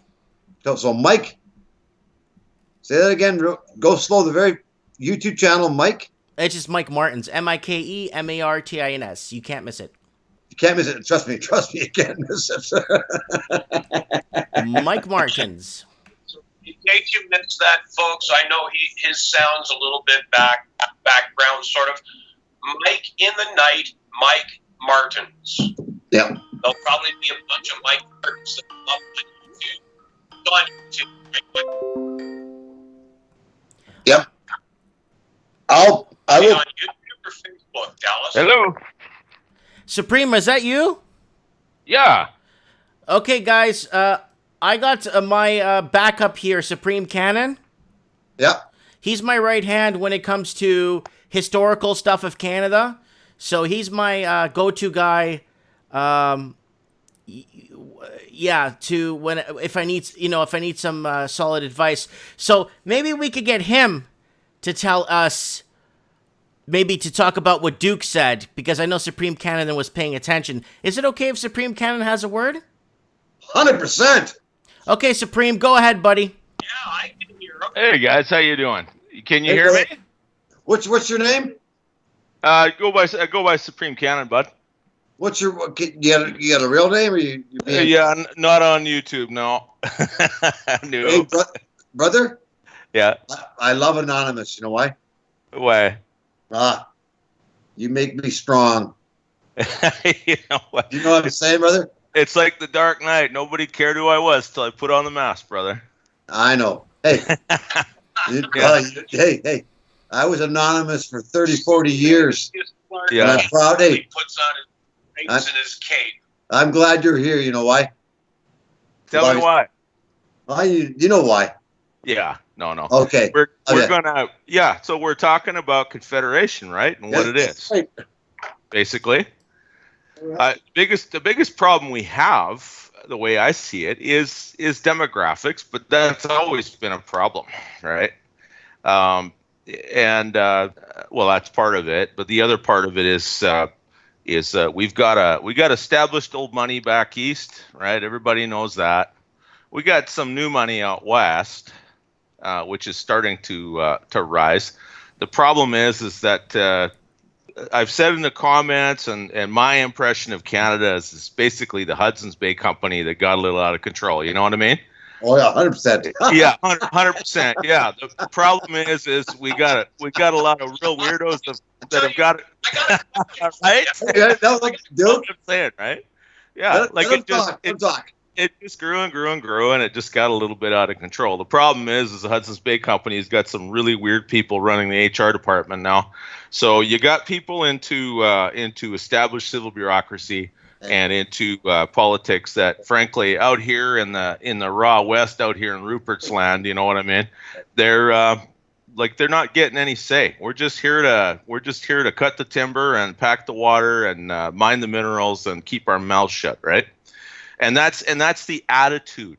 You know, we haven't had a real statesman in Canada probably since the time of like Wilfrid Laurier. Actually, I think Diefenbaker was pretty good, wasn't he? Well, Diefenbaker was okay, but even he started to thanks, Belinda. I'm going to take that as a compliment. Diefenbaker, he started to knuckle under. I mean, it was the Cold War, right? But you remember the Avro Arrow, and you remember all that stuff. I know the Avro Arrow. I'm sure you do. Yeah, that's all gray hairs. We know all about that stuff, right? Oh, yeah. The thing is, Diefenbaker. You could argue he was the last of them. It just didn't get better after that. Arrow than the average fucking retard. Yeah, we've got a lot of. The problem we've had, at least since the mid-'60s, is we've got a lot of people that are just trying to Europeanize us. That's how I see it. I don't call it European, my brother. I call it because most of us here are probably European descent of one kind or another, but de-Anglo, I guess is what I mean. You know, like we got our maple leaf. You nailed it right on the thumb. Yeah, and you know what? I'm not even an Anglo. I'm like maybe one quarter Anglo. Right? Time out. Go ahead. That guy needs some definition. Is the word European millennial for socialist trying not to be too much of a communist? No. Well, you know what? We could go with that. That's not what it means. We could go with that. That's Congratulations. Not what European means? No, what I mean by that is, Canada is Duke.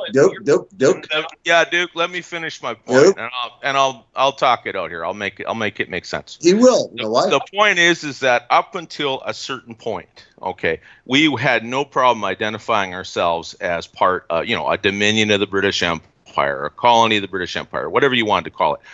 Most of the people coming in, the old red ensign, right? 3 of the 4 nations on the coat of arms were Mexico, the UK, right, and France.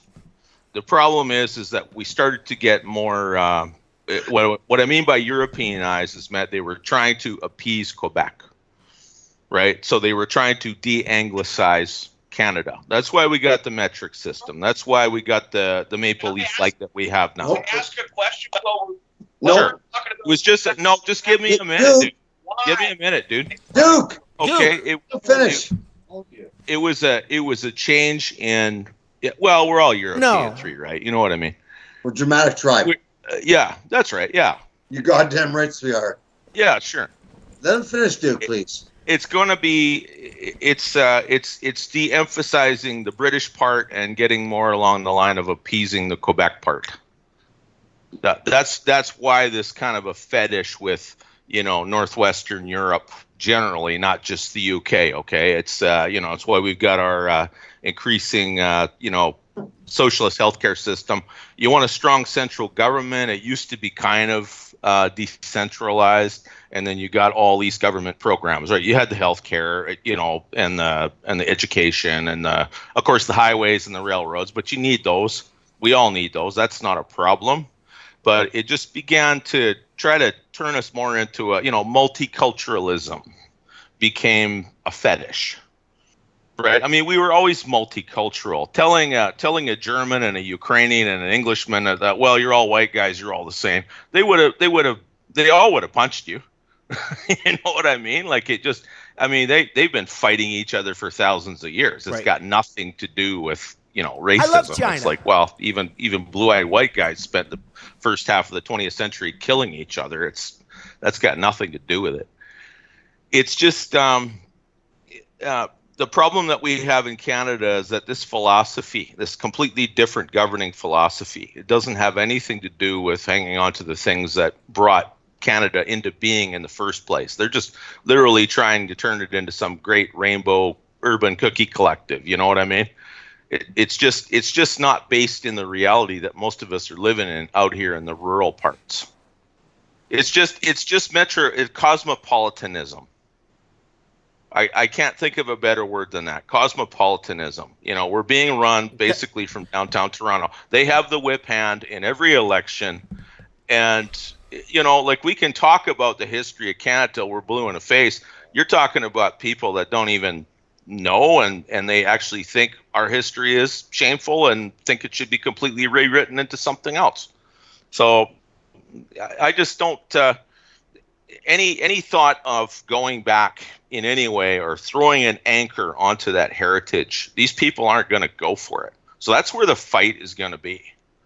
It's going to be, trying to define exactly what Canada is again, because we've had these people completely remodeling our country, and no one voted them in to do any of that. All these things they brought in the last 40 years, they just imposed on us. Hold up. And it doesn't matter who you send to Ottawa, they keep doing it. Hold up. We have the same thing happen in Ireland.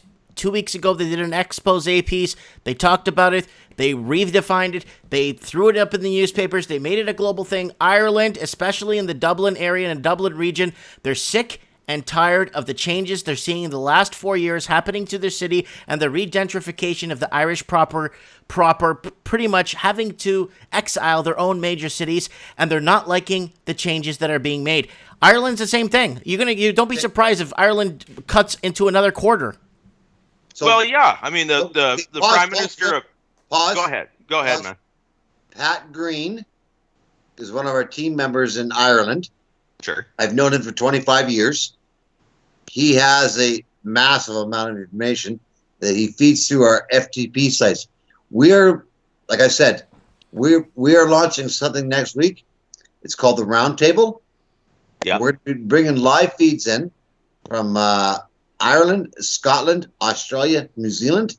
Yeah. We've worked hard on this. Mexico. So people can actually see what's happening globally through the UN Agenda 21. I call it the extermination of us. So it's very important. So Pat Green, and look him up in Ireland. Okay, you guys continue. Okay. Yeah, well, when the Prime Minister of Ireland is a gay East Indian named Varadkar, you know that there's a new colonialism establishing itself in Ireland. And as usual, they're probably blaming the English for it. And frankly, if you know anything about Irish history, you can't blame them. No. They're going to blame them for everything. They've been a thorn in their side for 1,000 years. So it's just a question of, is it going to be something can be solved at the ballot box, or are we going to have to resort to the cartridge box? You know what I mean? Like, it's just, and Ireland is a way smaller place than Canada, obviously, but the native population has been so paused by this liberal socialism that the birth rate has collapsed. Yeah. Household formation has collapsed, just the same as the whole Western world. Oh, housing affordability. It's just a disaster. Housing affordability right now. There's people paying $400, 400 euros a week for like a room. Yeah, it's ridiculous. It's absolutely ridiculous. Yeah. How is that different from the clearances, right, in the early 19th century? Right. You know, like people literally being thrown off land they lived on for centuries. So that pause. Go ahead. So when you go for dinner in Spain, to take your family out of 4, costs you $595. Yeah. People don't understand this. They don't understand the concept of inflation and deflation. You know, it's very sickening. We need to defend our country now. Yeah. We are the last, I'm telling you right now, we are the last country. And listen to me. Education is very important. The owners of the earth actually are going to destroy our nation. And that's what they're going to do. So how are we doing in Syria? That's the goal, yeah.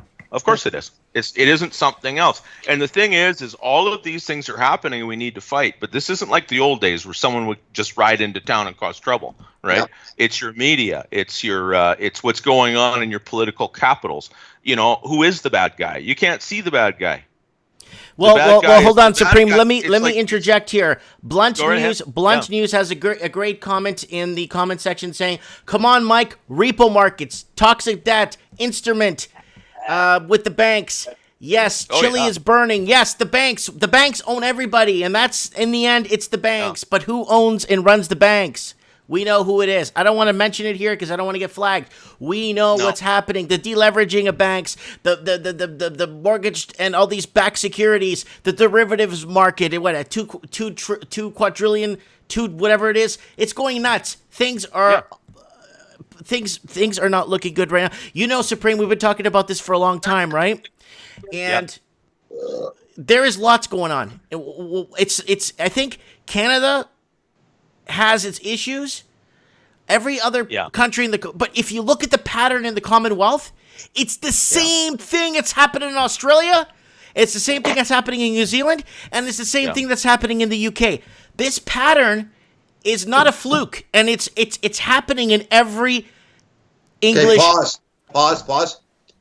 My friends. Can I ask? How is the situation in Russia? We've lost New Zealand. Well, New Zealand has changed into a country of renters. Almost nobody in New Zealand owns their own house anymore. New Zealand is finished. Yeah. It's finished. And by the way, you can document my words. New Zealand's gone. Seriously. The globalization of New Zealand. Can I ask a question? Sure. Can I ask a question? Yes. These guys have been sitting here citing all these examples of what's wrong, like over a dozen different examples around the world of what's wrong here in Canada. I have one question. What's your solution? Oh, there's solutions. There's many solutions. No. Hang on. I know I'm old, but every single race I've ever seen, any time in business, in life, there's ever been a goal, a solution, there's only one. There's multiple solutions. There's not multiple finish lines. There's only one. Well, there's multiple problems. Yeah, guys, we're talking about banking here as an example. Okay, that's definitely a global problem. The entire Anglosphere, in most of the world, but certainly the Anglosphere, has been plundered like we lost the war. We've just been plundered. The thing is, if you look at a place like Ireland, just let me finish, Duke. Well, I got a thought going here. Okay, now you look at a place like Ireland, all right? Our audience can relate to Canada. Yeah. Let's forget, we can ignore the rest of the world. We grow enough food, produce enough materials. we could close off the rest of the world and Canada could exist just fine all on its own. So let's just address the solution for Canada. The solution for Canada is we're too big of a country with too small of a population to. Canada, what's your solution? My solution is shelter in place. Okay, get out of the fiat system as much as possible. Store up some wealth. Gun up if you need to. Start building communities. That's all you can do. Anonymous. That's all you can do. Go ahead. I'll call you Anonymous. Sure, that's fine. You know what I'm saying, right? Mm-hmm. Okay. Give her, man. The solution is simple. You said three things that are very correct. Yeah. Heard you. You said shelter and protect. Get out of the fiat cash system. Correct? Yeah. Yeah. Okay. As much as possible. As much as possible. How do we accomplish this? How do you accomplish it? Well, first of all, the money is borrowed into existence, so you got to pay down your debt. You got to get rid of it one way or the other. You might even just out and out declare bankruptcy, whatever you have to do. Get out of the leverage. You got to deleverage. Yep. You're a slave. That's how they enslave you. Every coin in your pocket is borrowed into existence. So you've got to get rid of it. You've got to put your family wealth, okay, your generational wealth. You got to put it into things that they can't touch. You've got to keep it out of the hands of the snakes in suits. Okay, Anonymous. It's not wrong to be a little. You can call me call me Anonymous, man. That's fine. You know what I called you Anonymous? I am Anonymous. I know you. Hey, Anonymous ain't a bad title nowadays. Mexico. By the way, Anonymous nowadays. Yeah. Is now we were the greatest thing ever given to this nation. Yeah. But we got to be very careful what we say. So Anonymous. I suggest three things. A, we the people in de facto Canada, because Canada's not a country, it's a corporation. Yeah. Okay. We the people have been sovereign since 1901 when Queen Victoria died. She left no heirs. She freed us from enslavement. She knew the crimes of her families for thousands of years. We are free. We have a legal right and a lawful right to create a constitution how we, the people, want to be governed. Simple. Yeah. We are the richest nation in the hemisphere of North America. We have all the water. We have all the water and resources. When I hear any man, any woman say we are not self-sufficient, they're not paying attention. So we, the people, have to gain our inherent right to be what we are. We are the elite and the parasites, which I call the bankers and the banking systems and the Rothschilds and J.P. Morgan. Yeah. No authority over us. Now, we are the last nation Mexico will be destroyed. They destroyed every single country in Europe with mass migration, what I call part of the Albert Pike plan. Sure, yeah. Freemasonry and all the rest of it. Yeah. You know what I'm saying. Mm-hmm. Know about it. When someone says to me, we sit idly by and watch the destruction of what's coming. Yeah. We're fools. Okay, so I want to expand on what you said here. Okay, you're saying we the people have to get together and somehow we have to have a constitutional consultation of some kind. No, we got to decide what kind of country. A constitutional convention. Okay. What I suggest, not myself only. Yeah. Numerous of us, we the people in the Corporation of Canada. Have never had a constitution. So we the people can write a constitution how we the people want to be governed. They cannot stop that. If they break that law, because the Father who created us. You have to understand that each what we call provinces are actually independent countries. Okay. Somebody just entered my name in a comment, it freezes my phone. Each individual, what we call province, is a country. Therefore, each individual country must first hold its own constitutional committees and conventions, seat de jure governments. Sure. Then, as sovereign countries, if the 10 of them decide to form a national unification, they can create the country of Canada. Okay. All right. So let's go with that. Let's say that for the sake of argument, that in some ways we're kind of like a different States form of the America. United States, where you have these separate governments that are all together. Okay. All right. It's the concept, right? It's just the concept we're working with. China. 13 original colonies. Yeah. If you look at the history, if you look at the history of each individual state, yeah, Anna, for instance, because sure. it's a fairly recent one in the late 1800s, we can look at the history and creation of it real easy. Montana was at first the territory of Montana. That's right. Then the people that occupied the territory of Montana had to draw up a constitution, yeah, and seat a government for. Are you testing? No, I'm commenting. Only then can it enter into the union along with all the other sovereign countries making the states of the United States. So the same thing has to happen here. Each of our individual countries have to become legal. I was commenting to me. Yeah. Okay. Well, that's that. I see what you're getting at there. Yeah. Okay. Well, let's say that we've got. All right. Let's forget the territories and all the rest of it. Okay. Let's just start with our 10 established provinces. Okay.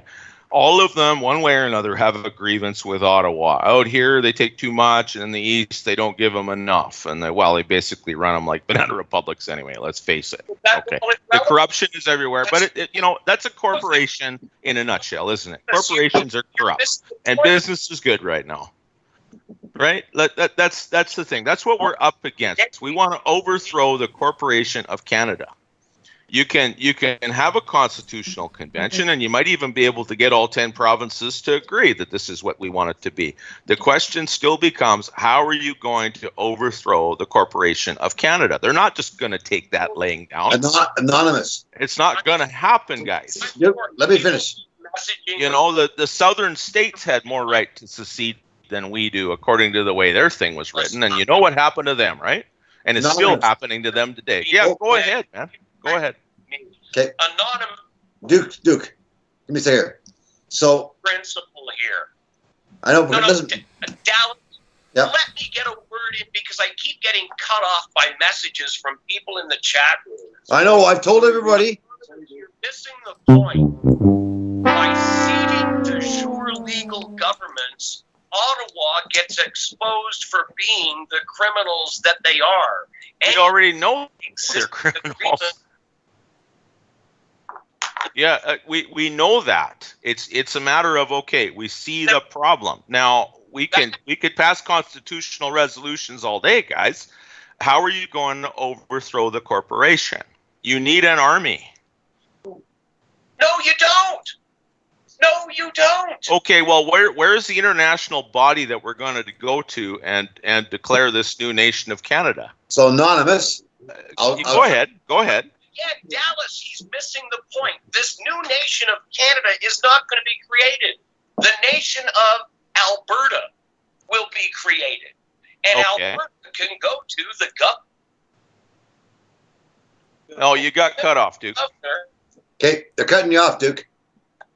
States did in 1776. Duke. And he will inspect their documents and recognize them. And that's all it takes to be legally recognized in the international courts. A sovereign state legally recognizes a sovereign state. The sovereign state state of Montana legally recognizes the sovereign state of Alberta, one pinprick bursts the whole fake balloon of Ottawa's Canada. Okay, boss. I think I see where you're going. Anonymous, Go ahead. Did you hear? Did you hear what he said? Yeah, I see that, and I think I'm going to ask you to say it back to the audience on your side. Okay, I'll tell you what I heard from what he said. He says basically, if it could begin with Alberta declaring independence, basically that's what starts the wildfire. All you need is one other sovereign nation to recognize them as an independent country, and the whole thing starts going from there. The dominoes start falling. That's the picture I'm seeing from what you're telling me. Am I close? Yeah, very, very clear. So what Duke said is sure. No, I'm going to say it again in layman words because Duke, I'm speaking to their audience on the other side, right? So what Duke said was this. One of the countries, doesn't matter if it's BC, Alberta, Saskatchewan, Northern Territories, the Yukon, PEI. If one country creates a constitution that the people ratify, and The they United reach States up to of Montana, America. Arizona, Nevada, it doesn't matter because every country in the United States of America is a country of a republic. If Russia recognizes that constitution ratified by the people, they want to be sovereign, they are now a country which they are protected. Okay, I could see that. I don't know that Alberta wants to make common cause with the Russians, but if they need some major power to recognize their independence, Mexico. then you've got some diplomatic clout. It could be that way. I guess it comes down to, all right, so they have a referendum, okay, and Alberta. No.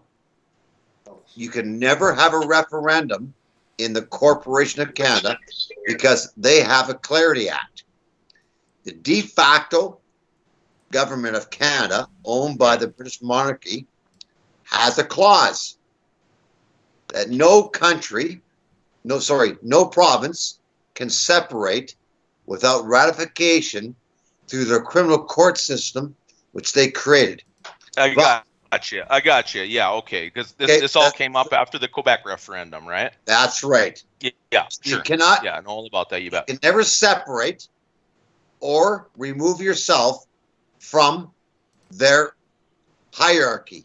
Okay. What? So if you need an independent, let me just talk this back to you. Okay. So if you have an independent Alberta, you got a bunch of people, okay, in Alberta that realize that the Clarity Act means they can't leave Confederation. Like it's just never going to legally happen. Okay. So they want to set up exactly. So you want to set up, say the conference of Lloydminster, okay, not Lloydminster, but say, Hanna, Alberta, the Constitution of Hanna, Alberta, and you declare independence. What's to stop the RCMP from just coming down and putting everybody in the clink for 90 days until it all blows over? Like, at what point in time are you able to resort to force? I mean, I think the Americans had a case for leaving the British Empire, but in the end, it took guns. Right? I don't think this will happen peacefully because the people that control the government force are going to stop it one way or the other. Okay, Anonymous. Can I just say one thing? We're gonna wrap this up, guys, pretty quick. So let's make our case here so we can get some other callers on the show. Okay. I just wanted to make one point. Oh, go ahead, Leaf. Yeah. Look at America. Look at all their problems. They're corrupt, and they have a republic. Because what Duke and the other gentlemen are proposing is republicanism.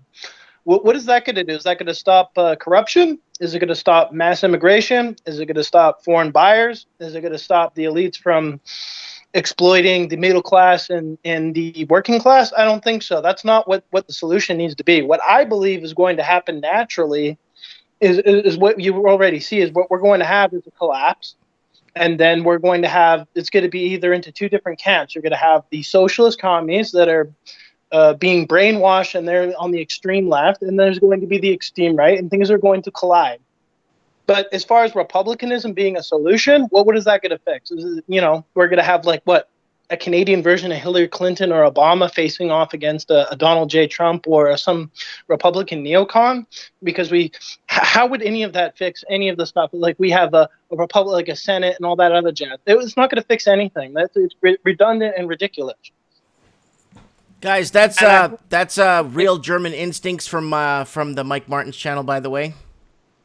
Hey, by the way, I'm not trying to be rude, but you really have to think about that. Look how much America is having the same problems we are, whereas we're having the same problems in Europe and Australia. It's all the same.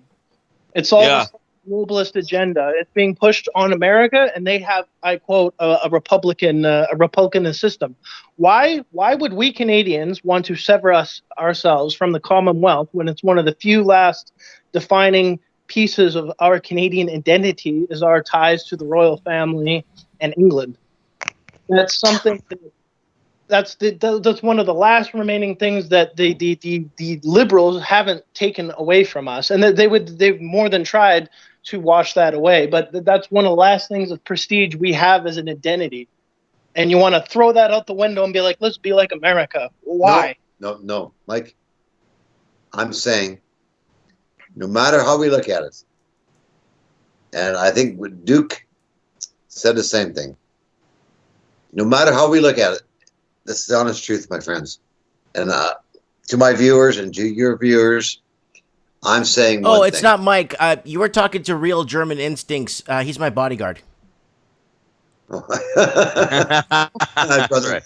Hey. Consigliere in the Salsa Cartel. I'll always call you anonymous, my friend.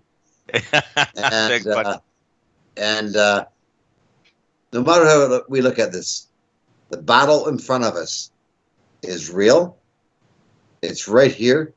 It's at our front doorsteps. And no matter how it works out, we will be destroyed if we're not organized, united, and if we don't come together. I love my country of Canada, from coast to coast. And I remember I was watching Mike's show one night, and I watched a few of his shows before I contacted him, actually. And I thought, yeah, this guy's on the ball. No matter how we look at it, it's this. The war against us, with the globalists, and I'm going to tell you, we're running out of time. The United States of America will have civil war within 3 to 4 months. A huge civil war. And the United States of America. I'm afraid for my grandchildren, and I'm afraid for all of us. You know why? Because animals, it's like Bosnia. Nicky Hurley's on our live feed. He's a Canadian military vet. He served 91, 94 in Bosnia, and Don Morrison, a good friend of mine. He's a vet. He served, and we understand what's coming. And no matter what we do, the globalists control the fiat cash. No matter how many people think we're going to stop the agenda of 2130, we slow it down. Mexico. They thought they exterminated us by 21, but real men stood up, and we prolonged that the inevitable. Yeah, bought us some time. We've bought time. That's all we've done right now. We bought time. Buying time doesn't really help us. The best thing that we can hope for is the collapse accelerates, everything accelerates, and then it goes like the two camps of extremism, and then you have to bet on black or red. Yeah, that's right. And I just want to wrap up my involvement in this particular discussion, guys. When I say shelter in place, I'm talking about an economic blockade at the individual level. Okay, we've got to collapse this monetary system ahead of their schedule. And the way to do that is stop buying crap. Stop it. Deleverage. Get your money out of the system however you can and store it for your family. Of course, we want to turn things around. Of course, we want to save Canada. We want to save the Anglosphere. We want to save the Commonwealth. And it can be done. It's a, you know, the majority of people don't want this Agenda 21, or if they don't understand it. And people live in the urban termite mounds. They don't know about any of this stuff. They just you know, week to week they forget. You live in an environment like that. Your memory's like a goldfish. They're not even dumb. They don't know. There's something new coming down the pike every week, right? You've seen it yourself. So Supreme. Go ahead, Leaf. Yeah. Anyways, so the reason you would want things to accelerate is, if you look at the left, they are bringing in mass immigrants. Those people usually vote for the Liberals. They self-propel the Liberals. The Liberals gain more power. Yeah. The liberal intellectuals control our schooling system. They're brainwashing our children generation after generation. They blame them in college. Yes, so they are. Pumping them out like a factory, turning our own countrymen against us, brainwashing them. The reason you would want things to accelerate is because the sooner the collapse, the more high probability chance that the right-wing side would win in, say, a civil war. Because the death of 1,000 cuts. Sure. What will happen is the liberals, the commies, the socialists, whatever you want to call them, the globalists, they'll be the ones that win. Time is on their side, not on our side. If you're on the side of the European traditional value set, the Anglosphere, whatever you want to call it, the traditionalism of the past, the value set, and all that. The thing is we're working against time. Every year that passes by, this country imports over 250,000 immigrants. Yeah. Okay, pause. So during my investigation, I went across. We call ourselves the traveling truther, right? So my investigation is my 5th trip across. I went to the SPP agreements, which is the Security Prosperity Partnerships. Yeah. When I worked with Jim Tucker, right? Anonymous, right? Or they killed Jim Tucker, right? Mm. And during the Bilderberg group meetings, right? This trip here was so frustrating for me to see my country of Canada that I love from coast to coast, right? Yeah. The poverty, the destruction, and I call them migrants. It's sickening. And when they said they let 345,000 in, they're full of shit. So my investigation, I went through a town south of the border where I met 3 border patrol through Manitoba, right? Okay. And per week, the highest week was 747. 747? 747. Yeah, 747 was the highest per week coming across the border. Then, that's per week. That's just the Manitoba border. That's just the Manitoba border. And then I went to Saskatchewan. I talked to the Border Patrol there. Enormous. Trains full. Now, I just got back from Pat King. You can watch our documentary. I just got back from Stewart and et cetera, et cetera. Stewart, what's the other country? Prince Rupert. We did a thing called, whatever you want to call it. You can see it. It's Traveling Truth Tour. The Myth is Canada. I've been blocked off Facebook for what we're doing, but that's fine. Facebook's fucking controlled by the CIA. We all know that, right? But the point is this. You know this. I don't think people really understand that these people coming to our nation are not our friends. They're not our friends. They're ISIS. I'm going to tell them. They're ISIS soldiers. And they're very deadly. And they're very dangerous. What else do they have in common, though? They're not self-supporting. No, they're not. George Soros is paying for them. He ain't paying for all of them because obviously we're footing the bill to put them up in houses and do all the stuff they're doing. Oh, Look, the point I'm trying to make is you get enough people stage an economic blockade, and what happens? Ottawa doesn't have the money to keep them here anymore. As soon as the money runs out, they're on the plane home. They're not going to sit here and freeze and starve. You know what, guys? I already said this before, and I'll say it again, and I'll make myself really clear about this. We need to take a Mexican approach about this. I think a Mexican approach is the best approach towards this.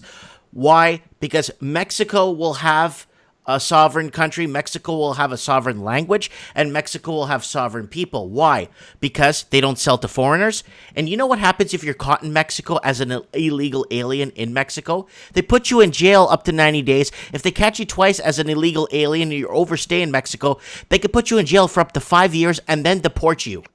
Do you understand? We need to be more like a Mexico. It's so hard to immigrate to Mexico. You can't buy land in Mexico unless you're Mexican.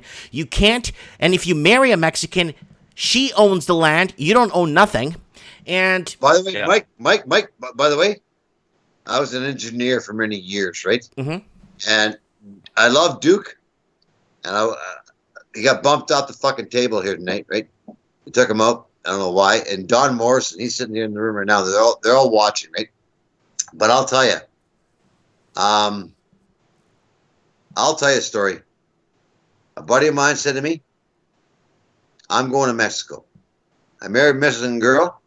I'll never own the land. I bought a house many years ago in Costa Rica, 40,000 American, right? Never could own it. You know why? They protect their sovereignty. Exactly. That's why I keep telling people we need to be more Mexicanized, where you can't buy land, you can't do this, you can't do that. It's the same thing in every other country. That's why we create a mirrored system, where in Canada, what could a Canadian do if he goes to Thailand? A Canadian can open a business, a Canadian can stay for 30 days, a Canadian can do this, and a Canadian can do that. So we do that for the people from Thailand. When Thailandese people come to Canada, it's the same laws they have for us. And I can guarantee you that nobody will be coming to Canada if we follow every other country's rules on their immigration and owning property and owning land. Merry Christmas, that's your answer. Mike, Canada is not a country. Canada. This again, please. We've been operating as a country for 100 years. Pardon me? Let's be realistic. We've been operating as a sovereign nation for over 100 years. Never. You know why? What is the point of this? Like, what is the ends to the means of your point that you're making about how we're not a republic, we're not a sovereign nation? What is the point? Canada is not a country. Okay, it's a haven. Canada is a haven. They use Switzerland as a banking fraud. Canada has never been a country. It's been a tax haven for all these corporations to launder their money illegally, unlawfully, but legally. They can do it legally through the Corporation of Canada because it's not a country. Canada is the only country in the entire world that has no constitution. It's not a country. It's de facto. And I'm telling you right now, we've researched it for years. This is how they can do this. They can use us as slavery. That's the bottom line. And I wish you'd tell me any difference. You guys can talk. You can contact us back and show me that Canada is a country. Mexico. I know for a fact they launder all their cash. CIBC, all these banks, TD, etc. They can use this entire prostitute system to benefit. They launder all their cash, and that's a fact. I'm here. Yeah, I heard you. We all heard you. We all heard you. Hey. Yeah, okay, but I want to cut in here for a second, guys. Sure. Yeah, solid extra. We'll cover it all here. Okay, so we're not a country, all right? But we have a functioning infrastructure. We have some kind of functioning form of governance. Governance, yeah, taxation, and a monetary system, and all the rest of it. Okay, it might just be a shadow government. It might be corrupt. Well, every government in the world is corrupt in one way or another. That's all. It's just what it comes down to is we had a philosophy of governance up until at least the mid 60s that was. Oh, by the way, trampled Anonymous, I'll tell you. Go ahead. Go ahead. I agree. We, the people, we love this nation. Right up to 1960, we're doing good. 1980, actually 74, we led the great life. Then Pierre Trudeau came in with the communism, etc., removed our fundamental system of us printing our own cash at 0% interest. Bang, done. We ran ourselves $18 billion debt, $19 billion debt. All of a sudden, bank was gone. Yeah, it just went up and up and up and up. Plus the increase of the welfare state and all the rest of it, right? Yeah. So it's a global takeover. It's happening everywhere, and it's much as an economic phenomenon as a political one, and it's probably being directed in a certain case. But we have the same problem that most people in the developed world have, is all the money that we have is borrowed into existence, right? That's part of it. So you have to reverse that. You have to step out of that matrix. I understand that if we're not a country, okay, like you're saying, if that is true, okay, then and you can't expect everybody on the stream to go look that up right now. Okay, so we're just talking about what you're talking about. We're going to work with that. Okay, what do you as an individual, sovereign individual, do? It's got to start there anyway. If you want a mass political movement in Canada, it's going to be left wing. Because let's face it, they've got the impetus, they've got the media, they hold the high ground. The only thing that you can do in a place like this, first of all, is shelter in place. You've got to get your own house in order first. Okay. So let's keep it brief, okay? Because there's other people want to call in here too. Okay. So, yeah, I'm just listening to you guys. I'm just listening to this debate go around, and, yeah. But, okay. Anyways, look, Dallas, we're gonna go now, because we want to get a few other callers left on the show here before we wind down the show. I'll, just message me on Skype when you start your round table thingy tomorrow. Yeah, we're starting at Sunday, 7 p.m. 8 p.m. Eastern Standard Time. Mm-hmm. Round table right across coast to coast. Ed Jemisek on Facebook, Duke Willis. We'll share it out. De jure Constitutional Conventions page. We'll have it. Okay. The Myths of Canada. I want all your viewers. The table is yours. If anybody has any input, please come in. Okay, buddy. Thanks, brother. God bless you. God bless you, and guess what? We'll get this done. Hey, Anonymous, thank you. Yep. Thanks, Dallas. Appreciate it. All right. Yes. All right. So, okay, we're good here. Supreme, you still there? Yeah, I'm still here, man. And Real German Instincts, you there? Yeah, no, I'm still here. Well, thanks for backing me up. Duke was trying to school me there earlier in the thing, and I'm just gonna let this guy talk, and that's why I said, I got to get Supreme Cannon on here, because I'm just not gonna, Yeah, if he'd have talked faster, it might have helped. Yeah, no, you know what? They raised some points, and there's some things to think about. We'll get, it's all going to shake out. It's going to shake out, right? Mm-hmm. But it's still, you're looking at the clouds on the horizon, and regardless of what's causing the clouds, whether it's freaking chemtrails or whether it's climate change or whether it's, our economic system, whatever it is, okay, the answer is still, to my mind, the same for everyone. You shelter in place. You've got to, as much as possible, be your own sovereign micro state, right? Your household. You've got to make it anti-fragile. That's right, fragile. As much as possible. Yeah, fragile, exactly. It's Italian. Yeah, all us carnals got to stick together, Mike. No, see, we're all carnales here. We're all friends. You know what I'm saying? And it's kind of interesting to see how other channels and how they kind of talk and how they kind of. It was interesting. I was more interested in actually watching their angle. Yeah. And what their viewers and what they're talking about, right? Yeah. And it's almost we're almost on a completely different page with a lot of stuff. Yeah. What I don't get and what I do not understand is how modeling ourselves off of the American system would save us when America is basically going down the same demise. They've got their problems, but it seems to hold together, right? What they were offering, from the sounds of it, was they want a republicanism type model. And when I say republicanism, I'm not talking about republicanism as in like, oh, the conservatives of America. I mean republicanism like they want to form a republic. Yeah, they want to abolish the monarchy. Yeah, I don't know.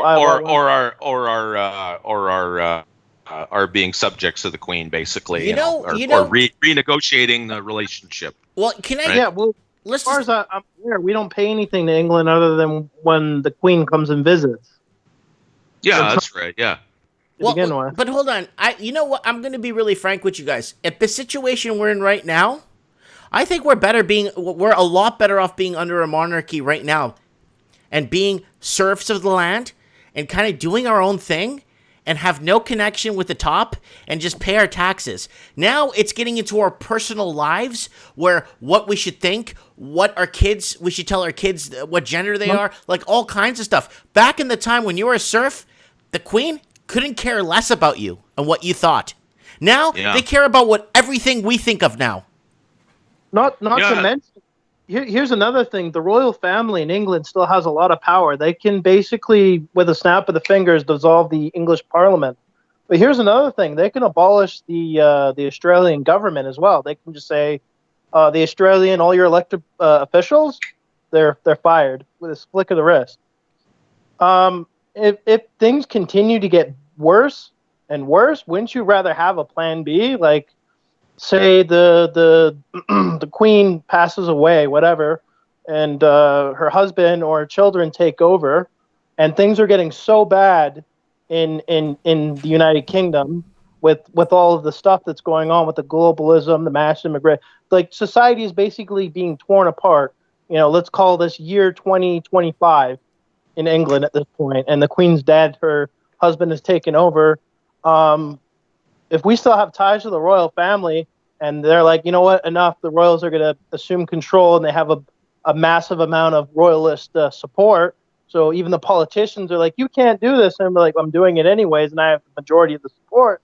And they just absolve her because technically the Queen's the head of the military as well. The royal, whoever sits on the throne, like the Queen of England, I don't know if many people are aware, but she can launch a nuclear weapon at any country tomorrow if she wanted to. She says, fire an ICBM at Russia. They would have to do it, and she didn't need to. And to actually declare war, she needs to sign off on it, and she can declare war. And as far as I know about Australia, she can absolve the Australian Parliament. I'm not sure about if she can still dissolve the Canadian Parliament, but if that's still the case, that would be like Plan B. Things are getting so bad that the royals have to step in. Why would you want to throw that away? Because as far as the royal family isn't out to get us. It's these politicians and traitors. Okay, let's take one step back. In Brazil, like a few months ago, they started a party for the Portuguese monarchy to come back, basically, and rule Brazil because they're better off being ruled by Portugal than their own rulers. That's what they said. There's like this party that they want the Portuguese monarchy to come back to Brazil and basically, you know what I'm saying? Just do it this way. And it's actually gaining a bit of ground, believe it or not. This is what I believe. After Monday's election results, I don't think Toronto will ever go liberal, conservative ever again. Neither Vancouver. Vancouver, never. The Lower Mainland, forget it. It's over. We sold out. We're done. If you look at the electoral the map, all right, Justin Trudeau's been in power for 4 years. The Conservatives won about 3 million plus votes. The Liberals won about 3 million plus votes. If you look at the immigration numbers in the last 4 years, that's how long Trudeau's been in power. He added an additional 1 million new Canadians, and that's not even concluding the fact that we don't have proper voter ID. Like, I could literally go to a voting booth on Monday, and I wouldn't have to even bring pictured ID. I just need to show my address and then 2 pieces of ID without a picture, and then I could have technically voted and then voted at another location with a what maybe another address with a name attached or whatever it is with no face. So our voting system is broken too. There was a bunch of voter manipulation fraud going on here in Brampton that I heard rumor of. And my friend, who in his voting booth in a predominantly white European neighborhood, said there's a bunch of people I don't recognize voting here, and they're not from my neighborhood. I would have recognized them in my area. They're not from my area. Who are they? And then he asked, can you check them? And they're like, no, we can't do that. We can't ask. It's against the law. So our voting system is broken. We've added an additional, and we're going to add an additional million plus by the next election. We're not getting another conservative government. It's over. That's why Wexit, in my opinion, is the only option. But if you want to go to republicanism, if Wexit doesn't work, what you're going to throw away the royal family? Because at this point, would you rather have another perpetual 60 years of liberals and see what's at, or would you, at that point, having the royal family in charge is actually a bit better in my personal opinion, as to what the later option would be, is what the status quo is going to be going ahead, which is going to be quite frightening. Sorry, that was a long-winded speech. Yeah, that's fine. That's fine. It makes a lot of valid points there. Belinda Mercer is saying, Mike, I could tell that they were prejudice or prejudging you for being Portuguese. No, it was prejudicing. Yeah. You said it right the first time. I don't think so, though. No, I don't think so too. I don't think. Well, living out east, it's kind of a problem being Portuguese. It's like a really big problem. When I was growing up there, it was really bad. So I just wanted to throw that in there. It has nothing to do with what we're talking about. But the neocon, they're no different than the liberals. They're just as corrupt, except they don't hide their corruption. You know, they air their dirty laundry out and say, "What are you going to do about it?"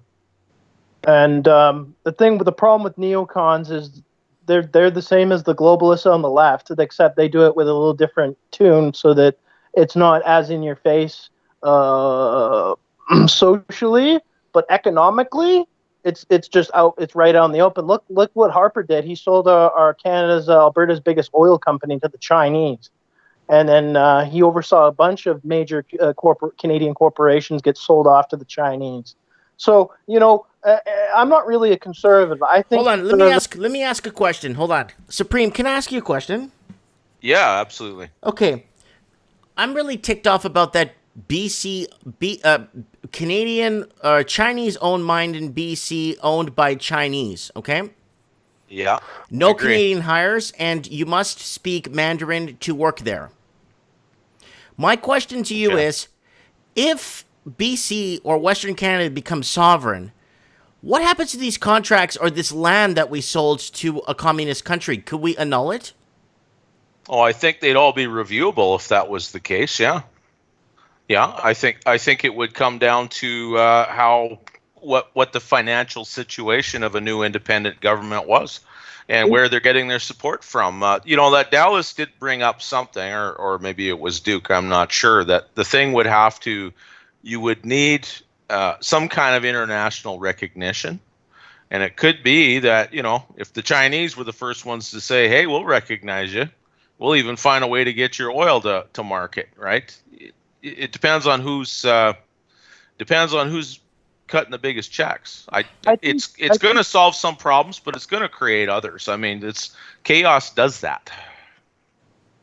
I personally think pursuing trade with China is it's a bad idea. They'll never give us proper fair trade.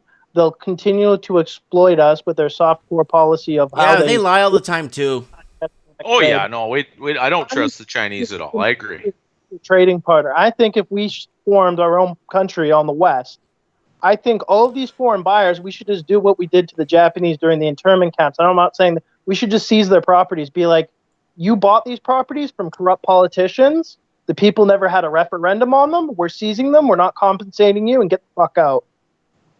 You don't even hire Canadians. You have no respect for us. So why should we respect anything with you? And if they're like, oh well, the China's going to embargo you. You guys don't even do fair trade. Like you just provide a carrot on the stick, and you never give the carrot.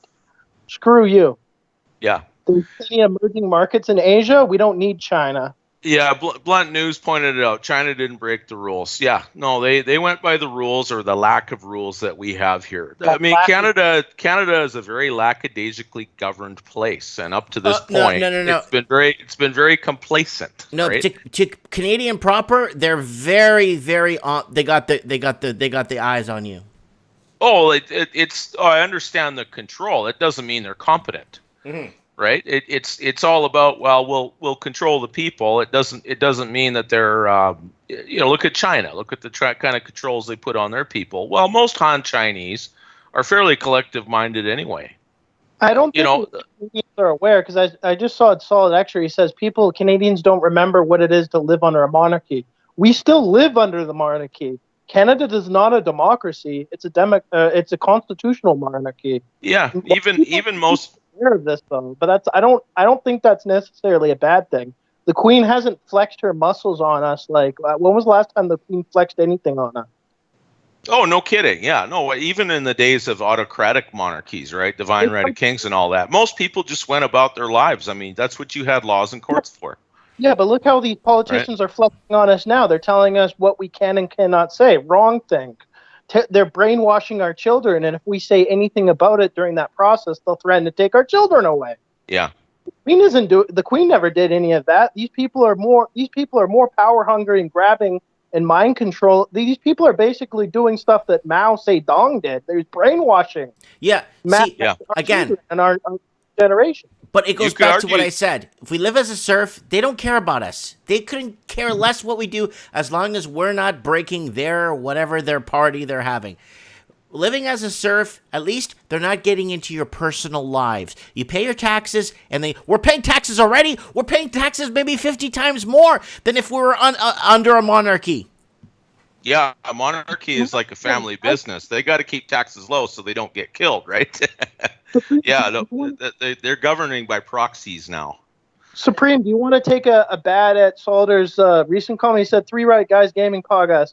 Not the same way that it used to, and back then you were permanently stuck as a poor person. At least now you have a chance. I completely disagree with that. 100 years ago, when the monarchy was still running this place, people could get cheap land. They could raise a family on a farm. We were very horticultural. We had money. You know, it was called the basically the same as the American dream. That's all dried up and gone since these treasonous politicians and globalists have taken over. There is no chance to rise up. The only way you're going to make money in this economy, and you're not even going to do is a high-tech job. All those people are moving down south. Become a doctor, moving down south. The only people that are getting ahead these days are criminals, gangsters. And even I wouldn't be surprised if they're freaking not being able to get ahead either, to be honest with you. So if even criminals can't thrive in a freaking broken economy like this, the only people that are getting ahead are the rich the already rich, because they're the ones that see when people are speculating, taking out these massive loans from these banks. Sure. When someone takes a $500,000 loan to purchase for a freaking $200,000 bungalow, that steals wealth from anyone who's saving or steals wealth from people living check to check, because all the money that they make is cash, and then they're devaluing that currency while making someone who's already rich richer. Yeah. Adding to their pile. So if anything, people are becoming more and poor. But hold on, take a step back. The people that are getting richer and richer, they're just getting rich on paper. Oh, that too. Yeah, they're not getting rich like as in like, no. They're getting just rich on paper. And a lot of them have tapped into their equities or whatever little gap of delta they had of little wealth they could have saved for their retirement. They've tapped into that just to eat, to keep up with the Joneses.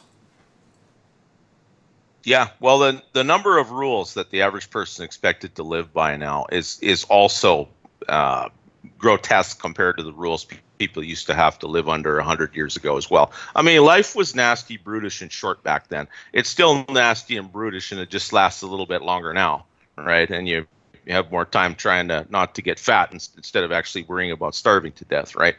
But it's if you look at the state of the average person that came to a place like this, you had opportunity, but you had absolutely nothing else. You had to build it yourself with your own hands and basic tools. There was hardly any infrastructure. Opportunity is all it was. And for a period of 50 or 60 years, I'll just finish my thought, Leaf, and then you carry on. they had to build it themselves, and now it's all built, and it seems to be under the control of crown corporations and major corporations. The only thing you can do to fight them, really, without risking getting thrown into jail for some kind of hate crime or some stupid thing, is just participate as little as possible. That doesn't mean you're not being productive. It just means that you're directing your productivity to improve your own odds of living a free life. And most people aren't doing that. Most people are, if you've ever been to a bingo parlor, you can't tell me the poor don't pay taxes. They're paying them with both hands as fast as they can. They got to learn the hard way. The poor have always had to learn the hard way.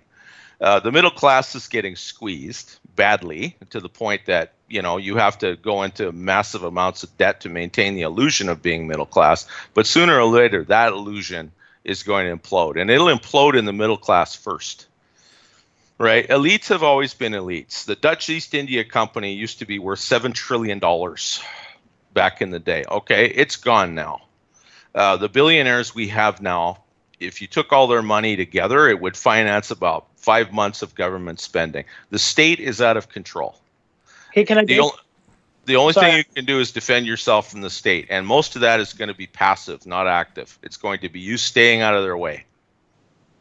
It's bad. You have to shelter in place. That's why I say that. I agree, but I just want to interject something. Sure. So he said the king does whatever he wants compared to these people. Did it look like Trudeau over the last 4 years held himself accountable to anything? Looked like he just did whatever he wanted. Now, here's the difference between the monarchy and what we have with Trudeau. The monarchy has some class. They have tradition. Yeah. That's the whole basis of them being a monarchy and actually justifying their existence is tradition. The thing with Trudeau, he doesn't give a rat's ass about tradition. Now, to answer your other thing about 15-year-olds making billions, is that the average medium? Because last time I checked, if you look at statistics now, there's more children being born in poverty in Canada than ever before. So, one or two guys, they made some tech company, now they're millionaires. Oh, great. So is that 1 to 5 people get account for the millions of others living in poverty where their parents are having to go to the food bank? Get real, man. Get back on reality. Yeah. I'm sorry, but that's ridiculous. Sure, yeah. Well, we saw it with the .com thing in the late 90s, the millionaires on skateboards, right? Sure, there are anomalies out there in the right place at the right time. It was also a time when you had a lot of venture capital floating around looking for any ridiculous thing to put money into, because in a strong enough wind, even the turkeys fly. You could have something like WeWork, or Lyft or Uber, which are popular, and you can do it all with your app, and everything's so cool and modern, oh my God. And the fact is they don't make a dollar. The reason they're able to keep going is because you have speculators pouring money into them because they think that this is the trend that they're going to make money on. They're going to buy this worthless thing, and then when it goes up because everybody else is doing it, then they're going to take their money out. It isn't even about supporting a business. Most of the, half the kids in Canada are born into single-parent households. They are, by definition, a drain on the system. They're getting a check from us one way or the other. So even family formation is severely distorted. The intact nuclear household, for all of its faults, was the building block of civilization. Monarchies, at least the monarchies, up to a point, identified with the nation that they ruled, right? They still considered the people to be their children. They considered them to be their family. I mean, yes, they were the first among equals in a big way, right? But they had to at least appear to empathize with the average person. What we have right now is a prime minister who doesn't even consider himself a Canadian. Or at least in his mind, some kind of sophistry. Canadian can mean anything now. That's why he said post-national nation, right? What a stupid thing for a Canadian leader to say. Screw you if you can ever make any money in Alberta. I don't care if you lose your job in Alberta, because you need to freaking kneel to my philosophy. By the way, I'm going to give billions of dollars to African nations. Screw you. Yeah. That's a leader. You think the royal family would do that? Get real, man. Yeah, well, they'd be doing it with their surplus if they were doing it at all, for sure. No, it's that is the problem, and it's a problem with democracy, and it's a problem with a credit-based economy. Is people are able for a long time to continue to live more or less the life they're living now, because the bill always comes way further down the road, right? All the bills are coming due now, and you've got a lot of people that are in their 60s and 70s that expect that their comfortable life is going to continue right until the lights go out. And the fact is, no, the money's gone. At the most vulnerable time of their life, the support won't be there. Right. That's what's really troubling me. Okay. It's going to cause a lot of social upheaval one way or the other. Okay, Supreme guys, you there? Hi. Hello. Mm-hmm. I'm here. Yeah. Okay, guys, it's midnight. And I'm gonna wrap it up. We've been live for 3 hours. Oh yeah, I guess we have. Yeah. Yeah, it's been a while, and then we got Duke on there, and we had to let Duke talk for a good portion of it. But anyways. Yeah. Okay, guys, let's listen. All in all, yes. Somebody brought up a comment here that makes a lot of sense. That if we could be a monarchy, a republic, whatever we want to be, but if we don't have an army, we'll be speaking Chinese and Russian soon. That's what somebody said in the comments, and that is very true. Anyways, guys, we'll do another week next week. Mike of the Night. We got to talk about something completely different next week, guys. So maybe something we talked about Wexit and secession for a bit. What do you guys want to talk about? Someone saying something. Aussie Prepper saying, Mike, I'm going to talk to you about coming on your show. Been wanting to come for a long time. It's now time I do. I feel confident I could talk about anything with you. And no, I don't swear. Yeah, okay, good. We'll have Aussie Prepper on next week on Mike of the Night. This style of format, having multiple people talk and have a debate, is quite more. I think it's more fun, but of course, everyone needs to get a chance to talk in. And I know I can be sometimes bad with that, but vice versa and shit. But I think that would be a good. But as far as talking opinions, I don't know.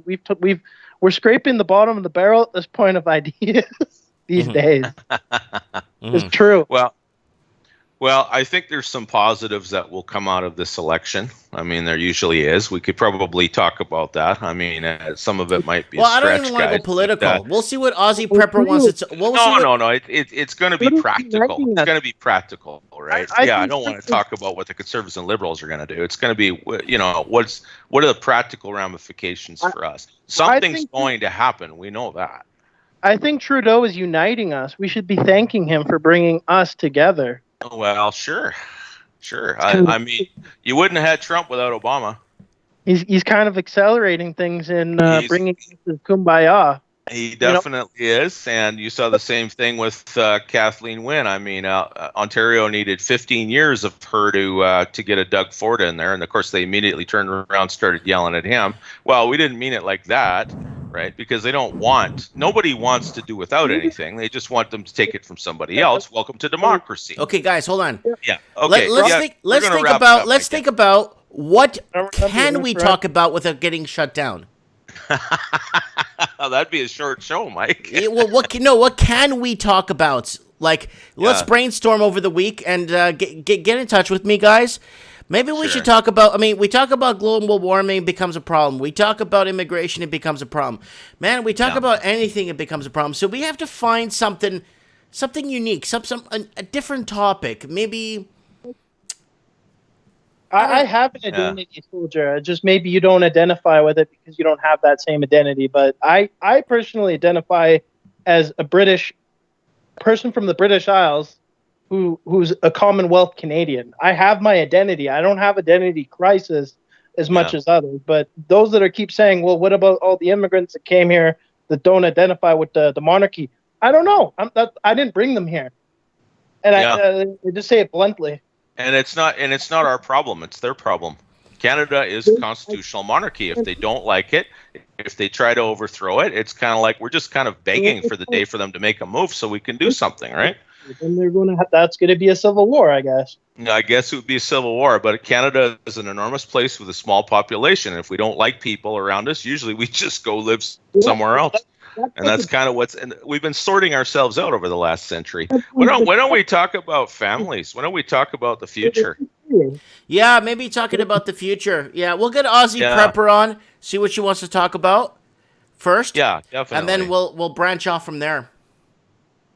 Yeah. Talk about the food crisis, the water wars, what's going to be coming in the next 10 years. Yeah, water is a big deal. Water is a huge deal. Yeah. Water is political, it's military, and it's economic. That's not a bad subject. Water is a huge deal. The erosion of topsoil, stuff like that, where the like, I'm not talking about global warming, I'm just talking about like basic environmental stuff like the erosion of topsoil, the water wars, the fish population, like what's going to happen as the world population continues to grow. Even though the Western world, we're not having enough children, yet we're constantly being reminded that overpopulation is an issue. Yet I honestly think we could debunk overpopulation if we start looking at stats and try to audit things.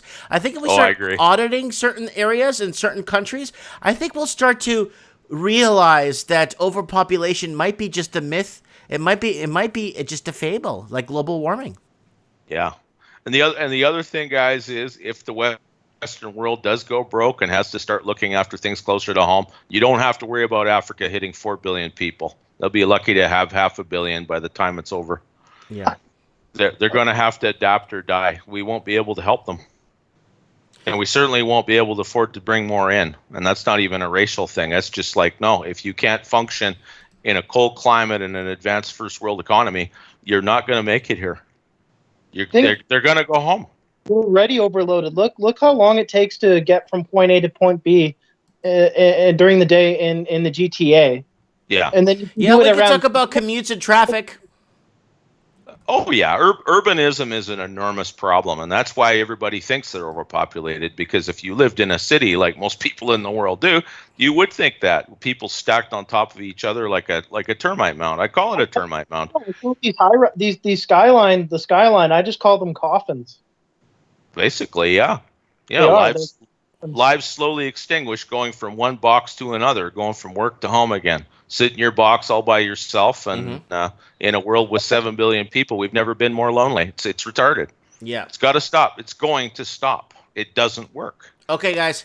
That's it. We're done. Okay. I'm done. Good night. God bless. I'll talk to you guys soon. God bless everyone. Talk to you later. Bye. Good night. Good night. All right, guys. That's it. I'm going to sleep. Thank you for joining Mike in the Night. Thank you if you're in the morning watching this, if you're watching this on replay. Yeah, we got some guys dropping F-bombs on the other channel there. Sorry about that. I want to apologize in advance for that. I'm really sorry. It's very hard for me to control what people, but I'm going to try and let people know, we don't have to swear to get a point across. Swearing means nothing.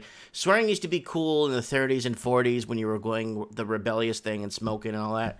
But that's, it's over and done with. Guys, remember, don't forget to support the channel, guys, and don't forget to hit me up on Patreon.